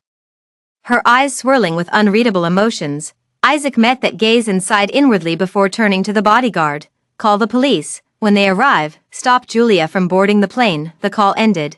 Flora picked up her utensils nonchalantly and continued eating her breakfast. She chose to trust Isaac. On the other side, Julia was sitting in the taxi, anxiously staring at the traffic ahead. It was the morning rush hour, and the roads were packed with vehicles, causing all cars to crawl at a snail's pace. She was extremely anxious inside, terrified that the police might suddenly appear and arrest her. The time rewinds to last night. Julia lay on the bed preparing to rest. Suddenly, she smiled, because her mind kept fantasizing about Flora's miserable appearance. Suddenly, the doorbell rang, and when no one answered, they began pounding on the door. The sound was forceful and urgent. Julia was startled and stood guard at the door, hesitating to open it, until Kyle's voice sounded. "It's me, Kyle, open the door." Julia's anxious heart finally settled. Upon opening the door, she saw Kyle standing there with a grim expression. Seeing this, Julia felt inexplicably uneasy and cautiously asked, "Kyle, what's wrong?" Kyle stared at her intently, remaining silent. The atmosphere was heavy at this moment. Julia felt her heart pounding in her throat. Kyle finally spoke. "Did you hire someone to rape Flora?" Hearing this, Julia's face suddenly changed, but she quickly calmed down, masking it with a smile. "What nonsense are you talking about?" Kyle saw it clearly, the changes in her expression. His heart was filled with disappointment. "How could you do such a thing?" Julia naturally refused to admit it, putting on an expression of being misunderstood, her eyes full of disbelief. "I didn't do it. Why won't you believe me? We've known each other for 10 years. You know me, I'm not that kind of person." Kyle fell silent for a moment, internally turning those words over in his mind. For the first time, he felt as if he didn't recognize the person before him. His gaze turned icy, as if laced with frost. "That person has already given you up. It was you who paid to hire him." Julia, upon hearing this, her mind went completely blank. Panic overwhelmed her heart. She had thought the plan was flawless. How could there be a sudden change? The Lu Corporation monopolized most of the economic system. If they decided to silence her, it would be as easy as turning a hand. Now, the only one who could save her was Kyle. These thoughts vanished in an instant. After she finished her thoughts, her eyes instantly reddened, brimming with deep affection as she gazed straight at the man before her. Trembling as she spoke, "Everything I've done, it's all because of you." "For me?" Kyle chewed on these words carefully, then smiled with an inscrutable meaning. "You did it for me. By breaking the law and violating rules." Julia, tears welled up in her clear black and white eyes. "It's because I love you too much that I did such things. Kyle, please, let me go." "Okay." Julia, after speaking, she cautiously glanced at Kyle, and seeing his expression unchanged, she couldn't help but feel a pang of panic in her heart. Lowering her eyes, she continued pitifully, "I no longer covet the position of Mrs. Lu. Just let me stay by your side forever." As she spoke, she moved closer to Kyle, leaving barely a fist's distance between them. From Kyle's perspective, he could clearly see Julia's graceful figure. The woman's suggestive advances were so obvious that any man would understand. Her fair skin was flawless. Kyle stared at Julia's neck, and this sentence suddenly popped into his mind. His mind involuntarily conjured up Flora's appearance afterward. Those scattered marks particularly glaring. Stinging his eyes painfully, he stood there for a long time. Slowly, he raised his arm and placed it on Julia's shoulder, his voice hoarse. "You're dirty." Julia turned pale upon hearing this, thinking she was done for. The next moment, she was thrown onto the bed by the man. The entire process lacked even a trace of tenderness or sweetness. Kyle was like a robot, as if completing some task, his face filled with utter indifference and disgust. Afterwards, Julia lay curled up on the bed, motionless with grievance. That exercise just now filled her with immense humiliation and discomfort. Although it was a lure with ulterior motives, she still held Kyle in some affection. His rough actions and cold, disdainful expression deeply wounded Julia's heart. After a long while, the room was eerily quiet. Flora, with a nervous heart, peeked out from under the covers and glanced at Kyle. He was seen sitting cross-legged by the floor-to-ceiling window, one hand resting on his knee, his slender fingers holding a cigarette, the crimson glow flickering on and off. Kyle is a singer who values his voice dearly and never smokes. Today's Kyle is acting strange. Did the plan succeed? Flora is tainted. At this thought, Julia felt a secret joy welling up inside, but she feigned concern on her face and asked, "What's wrong? Are you unhappy?" Kyle took a drag of his cigarette, hearing these words, and slowly exhaled a smoke ring from his mouth. His figure seemed distorted in the swirling smoke, and then he smiled ambiguously. "What are you trying to pry into? Want to know if Flora is all right?" Kyle deeply regrets this moment. Flora being possessed by others drove him completely out of his senses. Thinking that since things had already come to this, he might as well go all the way, and as if bewitched, he took Julia. Throughout the entire time, he was thinking of taking revenge on Flora. Only after it was over did he fall into endless regret. Kyle understood in his heart that from now on, he and Flora could never go back to how things were. At this thought, his heart grew increasingly filled with a desire to destroy everything. At that moment, Julia's voice came through. "I didn't mean it that way." Just before she could finish, Kyle, who had walked over, pinned her down on the bed. A night of folly. The dawn is breaking. Julia was startled awake by a blinding light. As she moved, she let out a sharp hiss of pain. Yesterday Kyle took her several times, and she still feels sore and swollen all over. The sleeping figure beside me, Kyle, was awakened by the noise. As soon as he opened his eyes, he got up without a word to dress and wash up. When he came out of the bathroom, he saw Flora covering herself with the blanket, revealing her collarbone, leaning halfway on the bed, softly cooing. "Kyle, will you carry me there?" Kyle paused in his steps, wiping his damp hair.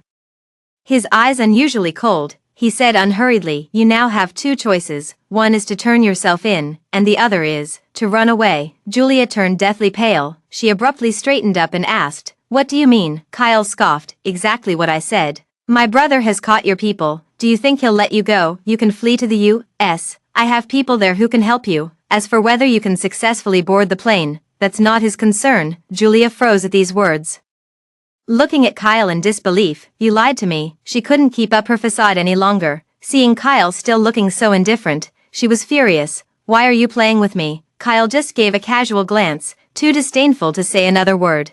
Julia quickly caught on and softened her expression. "I'm going to America. Kyle, could you give me some money?" As soon as the words were spoken, a card was thrown onto the bed. Kyle looked down at her condescendingly. 10 million, is that enough?"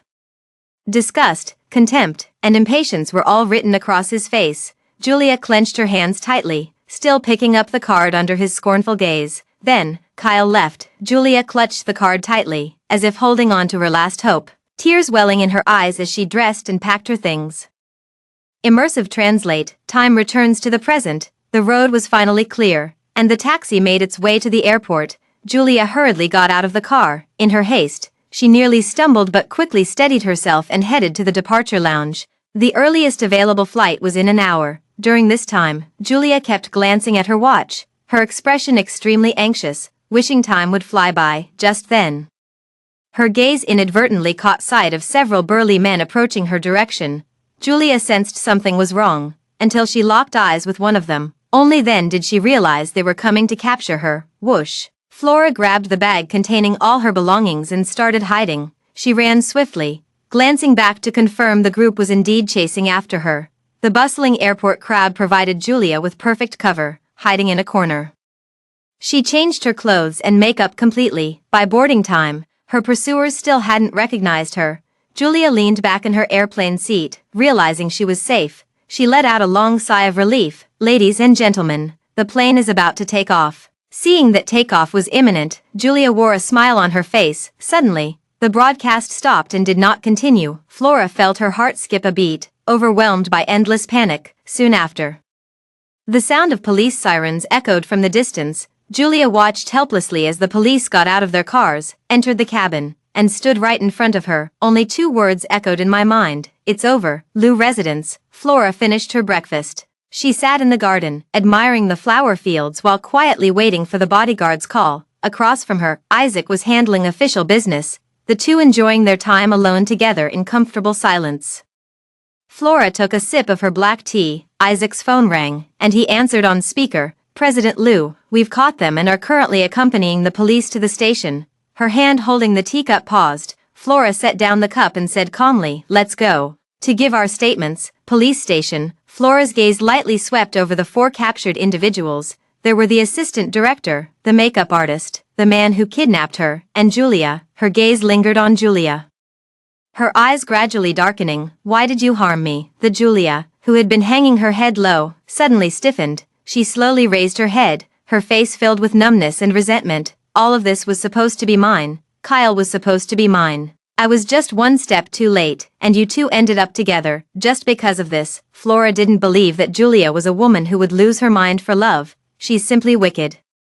Flora saw through the ugliness beneath her beautiful facade. She scoffed and turned to leave. Such people have already gotten there, just deserts. After completing the paperwork, Flora and Isaac walked out of the police station side by side. Outside, the sky was a clear blue. 3 months later, Julia's case went to trial. As revealed by an insider, the news instantly trended online. Famous actress Julia arrested. What will happen to the billion-dollar production The Tale of Liang Yu? The comment section erupted in uproar. What did they do, getting arrested so suddenly? Heard it's related to a kidnapping case. Several people got taken in. Damn, how desperate do you have to be to throw away a bright future for kidnapping? Am I the only one concerned about the legend of Liang Yu? Hundreds of millions just went down the drain. Who was kidnapped? Does anyone know? No idea. The entire internet has been discussing for ages without figuring out who was kidnapped. Some guessed it was Flora, but such claims quickly vanished. Elsa glanced at the comments section, her eyebrows arching slightly once more. Seeing this familiar operation, Elsa reasonably suspects it was done by Isaac. She shifted her gaze to Flora and couldn't help but tease. There's absolutely no news about you online. Probably Isaac's doing. Older men do know how to pamper, don't they? So, any thoughts of getting back together? Flora had no choice but to pretend she didn't hear. Awkwardly changing the subject. Why haven't there been any jobs lately? You're not being a very responsible agent. Elsa pursed her lips and pulled out several notebooks from somewhere, spreading them on the table. Take your pick, sis has plenty here. Flora looked through them one by one and accepted a movie script, but the schedule showed it wouldn't start for another 6 months. So she turned her attention to a variety show. The title is Let's Remarry. Seeing these words, Flora frowned deeply. Why was this variety show brought up? Elsa sighed. It's all because of Kyle, sending me notebooks every day, hoping you'll attend. Flora pursed her lips. Julia 1 month before her arrest, Kyle seemed to have vanished, not attending any events, and no one knew where he went. It has only been active for the past month. I thought he had let it go, but unexpectedly, he started a new round of testing. During this period, he frequently reached out to her on Twitter without her responding. He kept calling her with different phone numbers, which annoyed her endlessly. Perhaps it's time to make him give up completely. Flora finished her thoughts, unconsciously picking up a plum to suck on, then said to Elsa, help me take the call, but just for 1 episode, see if they agree. Elsa, seeing her enjoy the snack, also picked one up and replied, all right, as the plum entered her mouth. Elsa immediately puckered her face from the sourness and quickly spat it out. My goodness, so sour. Looking up, she saw Flora with puffed cheeks holding a plum in her mouth, responding in confusion, sour, then swallowing another, not sour at all. Elsa clicked her tongue, examining Flora's face closely. The more she looked, the more she felt Flora had gained some weight. Unable to resist, she asked, "Flora, have you put on weight recently? And, you never used to like sour foods before. Why has your taste changed so much lately?" Weight gain, eating sour foods, Elsa pondered, when suddenly a thought flashed through her mind. She couldn't help but exclaim, "Are you pregnant?" With the plum still in her mouth, Flora froze. Her menstrual cycle was irregular, sometimes long and sometimes short. On top of that, with so many things happening recently, she had been so busy that she genuinely forgot her period hadn't come for a while. Could it be really pregnant? The two exchanged glances, each seeing shock in the other's eyes. Elsa hurriedly ordered a pregnancy test and handed it to Flora, waiting for Flora to come out of the bathroom, staring at the two lines on the pregnancy test, feeling like her world was collapsing. Her whole demeanor was downcast, murmuring incessantly, "What should I do?" Elsa leaned over to look at the two lines, shaking her head repeatedly. "Who's the father of this child?" Flora remained silent, seeing she didn't respond. Elsa secretly took a photo of the pregnancy test. Just as she was about to click send, Flora suddenly leaned over and asked, "Elsa, what should I do?" With a trembling finger, Elsa accidentally sent the message. Then Flora also immediately noticed the photo and the nickname. "It shows it's President Lou." Flora was thunderstruck, looking at Elsa with disbelief. "Elsa, you traitor, take it back now." As she spoke, she reached out to snatch the phone. Elsa dodged. "No way. It's 100,000 yuan. Flora fumed with anger. After glancing at the circling Elsa, she stopped and said, well, you sold me out for just 100,000. Not just 100,000, it's 100,000 per message," Elsa retorted, hands on hips and waving. "Stop chasing me. Be careful with the baby in your belly. To be honest, since you're pregnant, the father definitely has the right to know. You've already missed 5 years. Aren't you going to clear things up now?" Hearing this, Flora stopped chasing after him. She sighed, her expression somewhat lost. Elsa grabbed her bag, ready to leave. "I'll go handle the variety show negotiations for you. I'll leave the house to you too." With that, she left. Flora gazed at the empty hall, then moved her feet and sat on the sofa, staring blankly at the pregnancy test in a daze. After a long while, she touched her belly. She still found it somewhat unbelievable inside. Am I actually pregnant? Thinking about the little life growing inside her, Flora felt her eyes grow slightly red. This child came as such a surprise. After a while, the doorbell rang. Flora stirred, knowing it was Isaac at the door, and she felt a sense of reluctance to face him. The doorbell continued to ring persistently. Flora clenched her hands and got up to open the door. Looking up, she saw Isaac's tall and straight figure standing firmly at the door. His face remained cold and composed, but this time, Flora was close enough to clearly detect a flicker of excitement and joy in the depths of his eyes. Flora gazed at him quietly for a long moment before hesitantly speaking, "You're here." After saying this, Flora felt a pang of regret in her heart. Wasn't this stating the obvious? Isaac softened his expression and responded gently, "Yes, I'm here." He walked into the entryway, carrying a bag in one hand while using the other to close the door behind him with a backward motion. Flora instinctively took a few steps back. His tall figure standing in the entryway made the originally spacious living room suddenly feel cramped. "Have a seat." After saying this, Flora quickly slipped into the kitchen. After a while, Flora peeked out and asked, "What would you like to drink?" At a glance, she saw Isaac sitting on the sofa, staring at the pregnancy test. Flora felt her face grow warm, walked over, took the item, and threw it into the trash. Isaac's gaze followed her movement until it disappeared into the trash bin. His eyes dimming slightly, Flora stood there, momentarily at a loss for words. The atmosphere grew somewhat awkward. Suddenly, Isaac looked up and met Flora's gaze. Those pitch-black eyes churned with unnameable emotions, but they were quickly restrained and suppressed. After a long while, Isaac finally spoke. "Flora, let's get married, okay?" Flora was stunned. Her thoughts were still in disarray, unsure of what to do.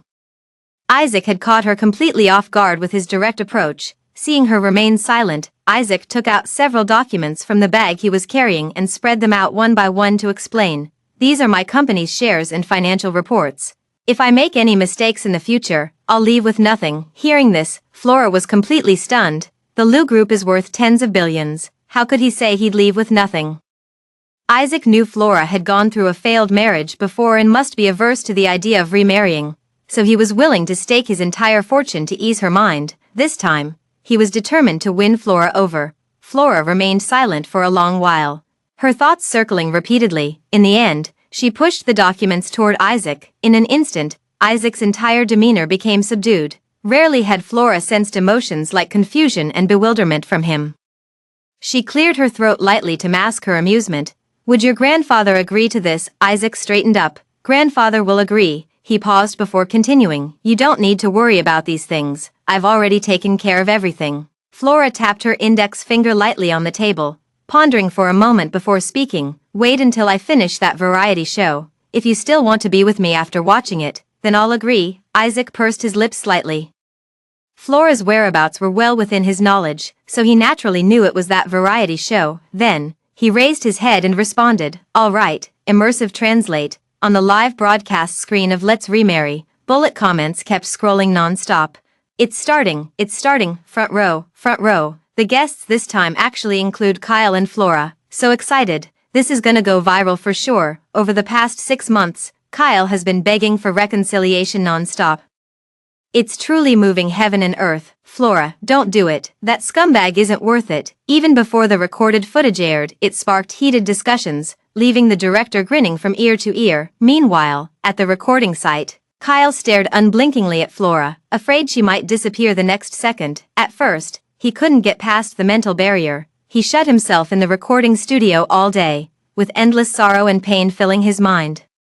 It felt like two little figures were constantly tugging at his heart. One said they were going to see Flora, one was cursing themselves for being foolish, still rushing headlong into hardship despite everything. He couldn't sleep night after night, opening his eyes to the recording studio, closing them and still being in the recording studio. His mind was in complete chaos, and to distract himself, he kept writing songs.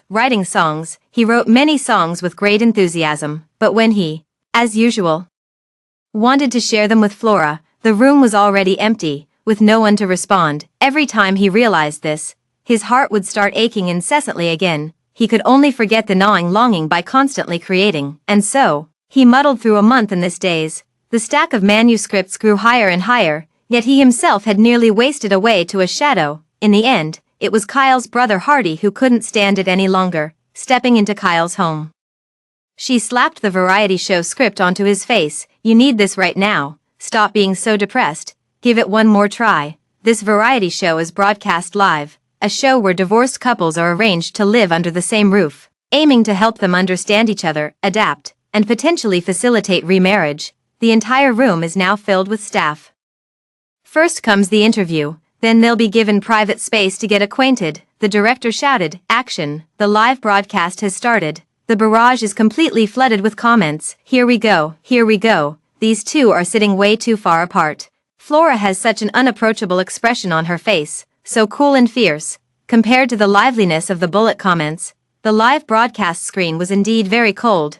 The two on the sofa sat at opposite ends, with what seemed like a galaxy between them. Flora had a stern face, her expression icy. Meanwhile, Kyle kept staring at Flora without saying a word, his gaze unwavering. At first glance, it's clear that Kyle is the only one who's enthusiastic. After reading the advertisement, the staff member began the preliminary interview. "Hello everyone, this is the production team of Let's Remarry." After explaining the nature of the program, the QA session began. "Next, we'll use a game format for the questions, and the answers will be written on small whiteboards." With that, they handed out 2 small whiteboards, one to Flora and the other to Kyle. Flora took it, completely ignoring Kyle's gaze throughout. The first question, "Why did you get divorced?" As soon as the words fell, Flora immediately wrote down the answer, while Kyle hesitated for a moment before picking up the pen. "Show your answers." Flora's whiteboard read "Emotional breakdown."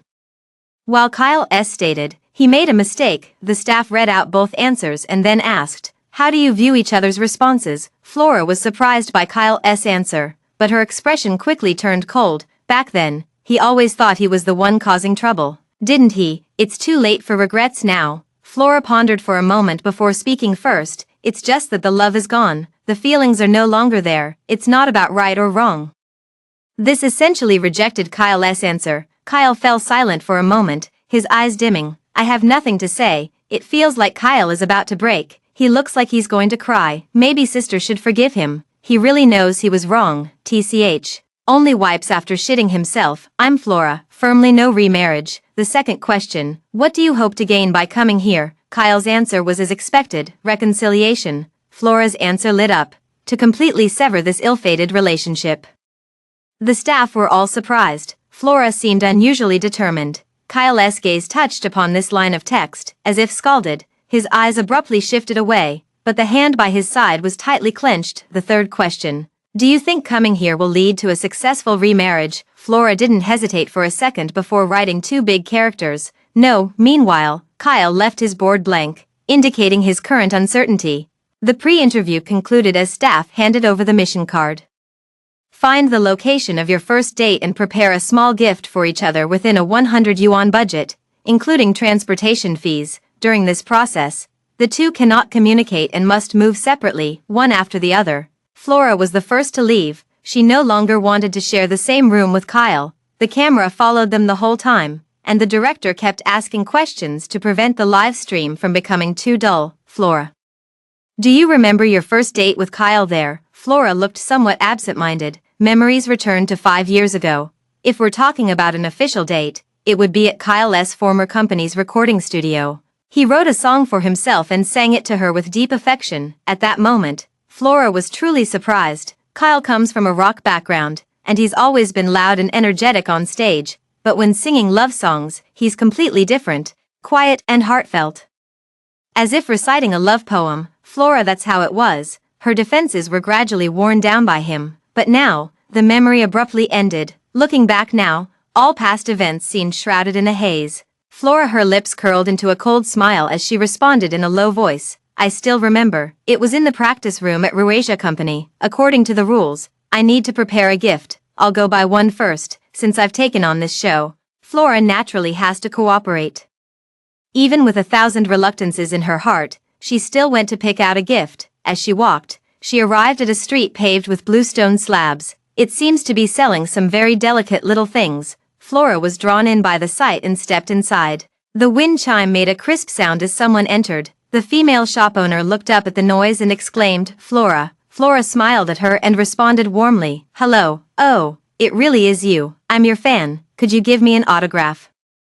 As she spoke, she hastily pulled out Flora's photo. Flora raised an eyebrow. So it really was a fan. Thought it was just polite talk. She kept smiling, signed her name, and chatted with her for a while. With a quick glance, suddenly, her gaze fixed on a small cat figurine. Flora walked over and decided to choose this one. As for Kyle liking it or not, that wasn't her concern. She liked it, and that was enough. A decorative piece cost 68 yuan, and after paying, it was just enough for a taxi ride all the way to Reborn company. Perhaps Kyle had given a heads up, as no one stopped them along the way. As soon as she entered the door of the karaoke room, Flora saw Kyle standing by the microphone with a guitar on his back, waiting. His eyes suddenly lit up when he saw her arrive. Flora placed the gift bag aside without greeting him. Kyle didn't mind either, declaring earnestly into the microphone, Flora, we've been in love for 2 years and married for 3. We've walked many bumpy roads together during this time, but we've persevered through them all. I don't dare hope for your forgiveness now. I only wish you could still remember the love we once shared, Flora responded coldly. If it weren't for the fact that they were recording a show, she would have left long ago. Kyle finished speaking, and seeing that Flora remained unresponsive, his eyes darkened. Then, with a flick of his fingers, the pleasant sound of a guitar filled the room. His voice, clear as a mountain spring, softly sang, in the season of swirling snowflakes, I only wish to hold your hand. We will love each other forever. This song is Kyle's first composition for Flora. It represents his love and vow. Upon first hearing, their love seemed boundless. Listening to what has long since changed beyond recognition, Kyle fixed his gaze intently on Flora, only to see her indifferent face. Those eyes once filled with love now showed nothing but impatience. Love or not? It's evident from the body language. Midway through the song, Flora's eyes remained utterly indifferent. Kyle saw it clearly, realizing for the first time with such intensity that Flora no longer loved him. An endless surge of bitterness and regret overwhelmed his heart. Gradually, Kyle's voice choked up, and the corners of his eyes turned red. I just want to hold your hand. Singing to this point, he let out a pained growl, like a cornered beast, his voice hoarse beyond measure. Tears fell one by one down his grief-stricken face. We will, forever, be, in love. By the end of the song, Kyle was sobbing uncontrollably. As the last word of the final note faded, he wiped his hand across his face, drying the tears. A pair of dark eyes stubbornly stared at Flora. The barrage of comments kept flooding the screen. Kyle actually cried. Seems like he genuinely regrets it. Gotta admit, Kyle sings really well. Sis really won't reconsider. Kyle looks like he's about to fall apart. At this moment, Flora feels a slight touch of emotion, but it's far from being moved. Kyle, everything he did was nothing more than self-indulgent sentimentality. The singing came to an end. Their relationship ended as well. Seeing Kyle still looking at her, Flora let out a sigh. Then raised her eyes again, regaining her composure as she calmly praised, "It was beautiful." Hearing these words, Kyle was visibly stunned. He tried to steady his breathing, but the microphone kept betraying his unsettled emotions. Kyle's voice still carried the dampness of tears. "It's okay. I know you're heartbroken. I'll slowly win your heart back." His stubborn words seemed to bring them back to when they first met. Flora felt somewhat dazed, realizing Kyle still hadn't given up. She decided to sever his hopes directly. Regaining her composure, she looked straight into Kyle's eyes with an unusually calm gaze. Kyle met this gaze and suddenly felt flustered inside. For some inexplicable reason, he didn't want to hear what came next and attempted to strum his guitar to interrupt her unspoken words. Yet Flora still uttered those cruel words. "No need. I came here this time to announce that I'm getting married. Congratulate me." The words fell like a hammer. Not only did the room freeze for a second, but even the live stream went momentarily silent. The next second, the barrage of comments went wild, flooding the screen with countless messages. "Shocking, Flora is actually getting married. Oh no, oh no. Kyle is done for. The chase to win her back has failed. Serves you right. Get lost, you scumbag." Kyle stood frozen in place, as motionless as a wooden stake, as if having exhausted these words, his fingers strumming the strings suddenly slipped, and a glaring crimson dripped down the strings. The pain pierced straight to the heart. His heart felt as if it were being twisted by a knife, each breath bringing a sharper pain. Suddenly, he collapsed to his knees, his eyes hollow and desolate, his entire being shattered and forlorn. Meanwhile, Flora had long since departed. Following the production team's instructions, she began the post-interview. The host said with some regret, "Kyle seems to genuinely realize his mistake.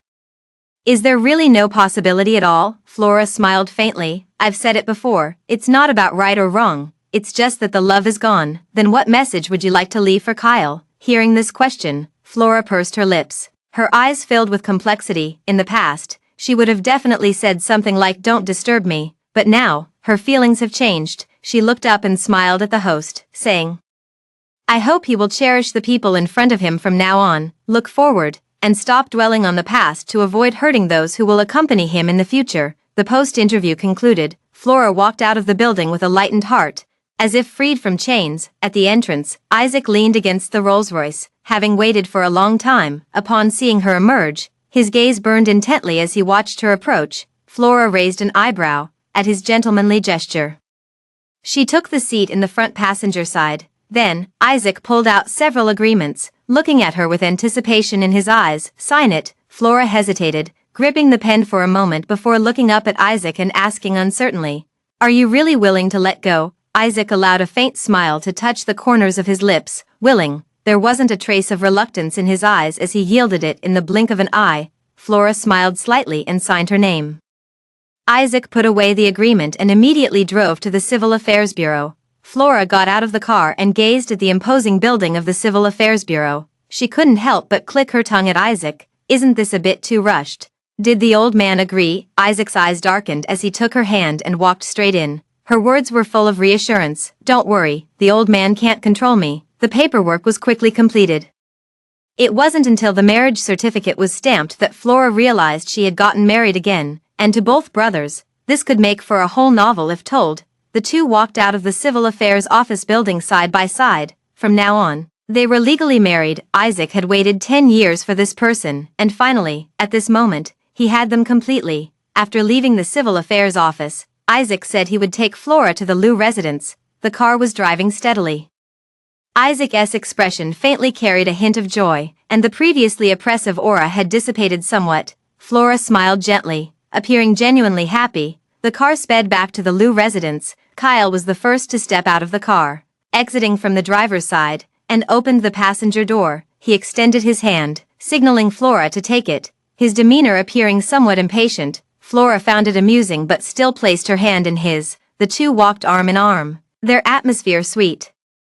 But as soon as they entered, they abruptly let go of each other's hands. No wonder. Sitting on the sofa was the elderly Herman family patriarch. Leaning on his cane, though aged, his clouded eyes still radiated an intimidating aura. At the sight of them, he snorted coldly, his oppressive presence bearing down on the pair. Flora glanced at Isaac, her heart seething with anger. "Didn't you say you'd handle the old man?" Isaac caught the gaze, clenched his jaw, and led Flora by the hand to stand before Louis. Then, he solemnly introduced, "Grandfather, this is my future wife, Flora." Louis's sweeping gaze fixed on Flora, his tone icy. "You're truly something." Playing two brothers against each other like a woman spinning tops, Flora turned pale, dragging Isaac. Her fingers instantly dug into his palm. Isaac felt no pain and soothingly patted her arm. He whispered to Louis, "Grandfather, I've made up my mind. I'll marry no one but her." "I beg for your blessing," Louis sighed, looking utterly disappointed. "What kind of love potion has she given you two brothers, one after another? You're both in this wretched state. Kyle is now in a life-or-death situation, don't you know?" Isaac fell silent for a moment before speaking again with unwavering determination. 5 years ago. Because of him, I lost Flora. 5 years later, must I lose the person I love most because of him again? He's an adult now. Since he's done it, he must face the consequences. Louis fiercely raised his cane and slammed it onto the ground with a loud bang. "If you insist on being with her, then you can forget about being the head of the Liu family." The old man delivered his ultimatum. Flora listened on the side, her heart skipping a beat. She didn't want Isaac to fall out with his family because of her. Thinking this, she whispered, "Don't be angry with the old man. Maybe I should leave first, so you two can talk properly." As she spoke, Flora tried to pull her hand away. Isaac stood firmly in place, gripping her hand tightly, unmoving. Seeing that it was impossible to free herself, Flora also gave up. At that moment, Isaac's voice came from above. "Grandfather, the Liu family is mine now. You can't interfere." 5 years had passed. If he was still being controlled, wouldn't those 5 years have been wasted? Louis also knew full well that there was indeed nothing he could do about Isaac. His heart couldn't help but feel relieved, yet at the same time utterly frustrated. Such an outstanding grandson, how could he have fallen for a beauty's charms? Though he couldn't do anything about his grandson, there was still Flora. Thinking of this, he shifted his gaze to Flora and said in a hostile tone, "Little girl, I'll give you $1 billion, be sensible and leave on your own. Or don't blame me for being rude." Flora blinked. She didn't dare tell the old man that she and Kyle had divorced with a settlement of $2 billion, and after repaying $1 billion, she still had another $1 billion left. As for now, married to Isaac, she holds the Herman family's majority of wealth in her hands. She is not short of money. Flora coughed lightly, thinking to lighten the heavy mood with a joke, and somehow blurted out, "How about $2 billion? Can you give that?" Louis's drooping eyelids instantly lifted. "You really dare to ask?" Flora forced a smile. "Old man, I don't need money. Just give us a bigger red envelope when we get married." With that, she stood firmly by Isaac's side. This time, Flora wouldn't give up so easily. Louis looked at the two of them and sneered, "Fine, fine. Let's see how long you can last." Isaac frowned. It seemed the old man was determined to separate the two of them. He thought back. The hospital's recent physical exams confirmed the old man was in good health, and his blood pressure medication was all accounted for. Then he dropped two bombshells. "Grandpa, we've already gotten married, and Flora is pregnant with my child. What did you say?" Louis abruptly stood up. He felt both angry and delighted. What angered him was Isaac getting married without even discussing it first. What pleased him was that their old Herman family would finally have descendants. Under the intertwining of these two complex emotions, Louis's face looked utterly peculiar. After a long while, he finally let out a deep sigh. "Enough, enough. This old man truly can't understand the world of young people anymore." With that, he rose with the support of his cane. Isaac reached out as if to assist, only to be met with a glare from the old man. "I don't need your help." With that, he leaned on his cane and returned to his room. Flora and Isaac exchanged glances, both looking somewhat surprised. They hadn't expected to get off so easily. Immersive Translate. 6 months later, the official release. By this time, Flora was 8 months pregnant and unable to participate. With the movie's massive success, Flora received widespread acclaim for her outstanding performance in the role. She was also voted by netizens as the best cold concubine of the year. Meanwhile, the once popular The Legend of Liang Yu has faded into obscurity. Many people still feel regret for this movie. Meanwhile, Kyle's company, due to his own poor decision-making, dropped from the top 3 in the industry to the top 20. with assets continuously shrinking. These flora were all seen in the reports from Galaxy Corporation. That time was the only occasion in 8 months when Kyle returned to the old mansion. At that time, Isaac was supporting Flora, who was holding her belly with one hand, slowly strolling in the garden. Kyle stopped in his tracks as soon as he entered. A pair of eyes stared fixedly at Flora's belly. The gaze was so intense that it made Flora frown slightly. Isaac's eyes flashed with displeasure as he looked up and frowned, saying, "Kyle, this is your sister-in-law." The words were full of warning. Kyle suddenly snapped back to reality and looked at Flora again, his eyes remarkably calm. He even softly offered congratulations. "Congratulations, the child will be born soon." Flora relaxed her expression slightly. Who would have thought that after half a year, Kyle had become much more even-tempered? After finishing the meal, Isaac called Kyle into the study. After talking for a long time, Kyle finally came out with a gloomy face. Seeing Flora in the living room, his expression brightened, and he took out a jade pendant, gently handing it to Flora. "This is a little token of my affection for the child." Flora initially didn't want to accept it. But seeing his cautious demeanor, after hesitating for a moment, I reached out and took it. Kyle let out a sigh of relief and forced a weak smile. After exchanging a few words, the atmosphere became awkward. Kyle noticed it, his eyes dimmed, and he stood up to leave. Once inseparable, the couple now feels strangely distant. As he turned to leave, Kyle's eyes suddenly reddened at the corners. Countless nights he tossed and turned, his heart filled with regret, but his wife would never return. If only none of this had happened, then he would still have a wonderful family, perhaps even a lovely child. But unfortunately, there are no ifs. What's lost will never return. Flora watched his desolate figure step by step walk out the door. Her heart sighed silently. "Kyle, if you can't let go, every holiday will be unbearably awkward." At this moment, a jealous voice came from behind Isaac's. "They're already far gone." Still staring, Flora, holding her belly, turned around to see Isaac leaning against the wall, eyeing her with a jealous gaze. Flora sighed helplessly. "That's all in the past between us." Still jealous, Isaac curved his lips into a smile,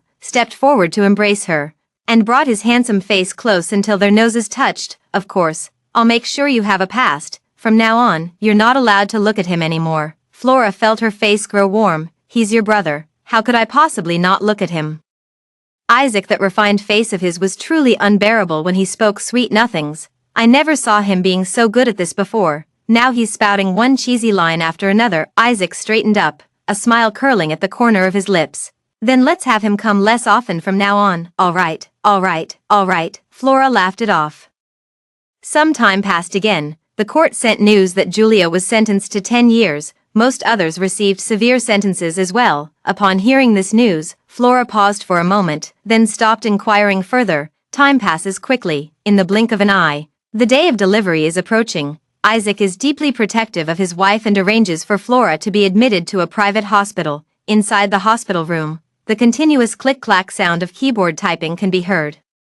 Flora lay on the bed, utterly annoyed. Just as the keyboard clatter sounded again, she abruptly raised her head and threw a pillow. "So damn noisy." The pillow flew true, hitting Isaac squarely on the head. Isaac merely smoothed his tousled hair and carried his laptop into the soundproof room. It's normal for pregnant women to have mood swings. As a man, you should be patient. After saying this to himself, Isaac stopped typing and instead began assigning tasks to the executives in the video. Next, the executives who witnessed the entire scene, they looked horrified. The usually cold, terrifying, and stern big boss turned out to be a henpecked husband. As a result, the meeting kept going on and on. The big boss had to step out to check every now and then. And after the third time, he simply didn't return. Just as everyone was puzzled, the secretary in the video suddenly spoke up. "The boss's wife is going into labor. This meeting is adjourned." Immersive translate, the delivery room. Flora endured waves of painful contractions and couldn't help but curse. "Isaac, you damn bastard. I'm gonna die from this pain." Outside the door, Isaac stood stiffly. Hearing the curse, he couldn't help but press against the door crack, trying to catch a glimpse of Flora inside. Alas, nothing could be seen at all. Only the sound of incessant cursing could be heard. Isaac was overwhelmed by endless panic in his heart. The man who once commanded the wind and rain was utterly powerless at this moment. For this reason, he could only keep instructing the medical staff, "You must ensure the safety of the pregnant woman at all costs." Even though this group of medical professionals is among the nation's best, and despite countless rehearsals beforehand, when the moment truly arrived, Their hearts remained suspended, unable to settle. Louis and Kyle also rushed over upon hearing the news. The old man, who had always opposed this marriage, watched as Flora's belly grew larger and larger. His expression shifted from opposition to reluctant acceptance, and finally to taking matters into his own hands, fearful that Flora might have any mishaps. Meanwhile, Kyle steadily supported the old man, occasionally glancing toward the delivery room, clearly very worried. A long time passed. Wah, wah, a baby's cry rang out in the delivery room. The three men waiting outside finally let out half a sigh of relief. After a while, a nurse came out with the baby to congratulate them. Congratulations, it's a boy, weighing 6 pounds and 8 ounces. Louis beamed with joy. Unable to take his eyes off his great-grandson, Isaac took a glance and immediately asked, "How's my wife?" The nurse reassured him with a smile. "She's fine, she'll be out soon." Isaac finally felt relieved. When Flora was wheeled out, she was clean and fresh, having been carefully wiped down. As soon as she stepped out, Flora was met with 3 faces crowding close. "Darling, you've worked hard. Are you hungry? Would you like something to eat? Granddaughter-in-law, how are you? Are you okay, Flora?" Flora had a headache from the noise. She closed her eyes to avoid looking at them and shouted, "Stop arguing." The 3 men immediately fell silent. Flora let out a sigh of relief. Finally, she could get some rest. Another 6 months passed. Flora kept doing rehabilitation exercises, striving to return to her peak condition before childbirth as soon as possible. The child was taken care of by the nanny and Grandpa Lou, so she didn't need to worry about it. At this moment, her phone rang. Flora caught a glimpse of Elsa's message unintentionally. "Congratulations, another trophy to your name. Too bad you couldn't be there to receive it." The accompanying image shows a trophy. Flora smiled slightly and tapped a reply with her finger. "There will be many more in the future." Extra, Beijing prison. Julia stared blankly at the dim little window of the prison cell, her eyes filled with despair. 6 months ago, she walked the red carpet, dressed in haute couture, basking in glory. 6 months later, she became a prisoner, locked in a cage like a defeated stray dog. Thinking about her situation, it was all because of Flora and Kyle. The anger in her heart surged uncontrollably. Once she's out, she won't let you off the hook. Suddenly, the sound of footsteps approached. Julia's face, twisted with resentment, suddenly turned fearful as she huddled in the corner. Trying to warm herself, the door opened. A prison guard shouted, "Julia, you have a visitor." Julia stirred upon hearing these words, her eyes lighting up with excitement. It must be Kyle coming to rescue her. It must be. With such thrilling emotions, she quickly followed the prison guard out. As soon as she entered, she spotted Kyle sitting behind a glass partition. Julia's eyes couldn't help but grow warm. After taking her seat, she picked up the receiver with trembling hands. From the other end came Kyle's voice, as clear and bright as ever. "Hello." Julia heard this and nearly burst into tears. Her eyes were fixed intently on Kyle outside the glass. She sobbed, "Kyle, please save me. This place is truly unbearable. I beg you, save me." Kyle listened to Julia's tearful pleas while watching her tear-streaked face. A trace of emotion stirred in his heart. After a long silence, he finally sighed and said softly, "Focus on reforming yourself inside and strive for a reduced sentence." Julia's tears stopped abruptly. Her face turned cold instantly. Then she sneered, "Is that all you came here to tell me?" The face changed too quickly. Kyle didn't react in time. Pausing in stunned silence, Julia smiled, her lips curling into a mocking grin. "Kyle, you're the one who caused all of this. If it weren't for you constantly tempting me with power and money, how could I have ended up on this path? Why do you flirt with me while still unwilling to let go of Flora? You're just a scumbag, no different from other men. Except for coming from a privileged family." Every word struck like a dagger to the heart. Isaac was stunned by these words, standing frozen for a long time. By the time he regained his composure, Julia had long disappeared. Immersive translate, bar. Hardy looked at Kyle drinking heavily again and sighed once more. "What's wrong? Did something upset you?" Kyle swallowed the alcohol, looking somewhat dazed. "I went to see Julia today." Hardy raised an eyebrow. "Why did you go see her again?" Kyle took another deep breath and said, "She said I led her astray, always keeping things ambiguous with her without giving her any commitment. Let's be honest, when it comes to doing bad things, no one can blame others. If your intentions aren't right, how can you blame someone else? What kind of logic is that?" Hearing Hardy say this, Kyle felt a bit better, but then, his tone shifted. "However, you're really quite heartless when it comes to relationships. Who told you to mess with Julia? Now you end up all alone." The amber liquor swirled in the glass. Call watched quietly, remaining silent for a long time. Then, he reached out, raised the glass, and took another gulp of alcohol. He gave a bitter smile. Yes, it's indeed my fault. If only none of this had happened, how wonderful that would be. He would have, without a doubt, stayed true to his principles. Unfortunately, it's all just empty words now. Time does not go backward. Those who have left will not return. The end.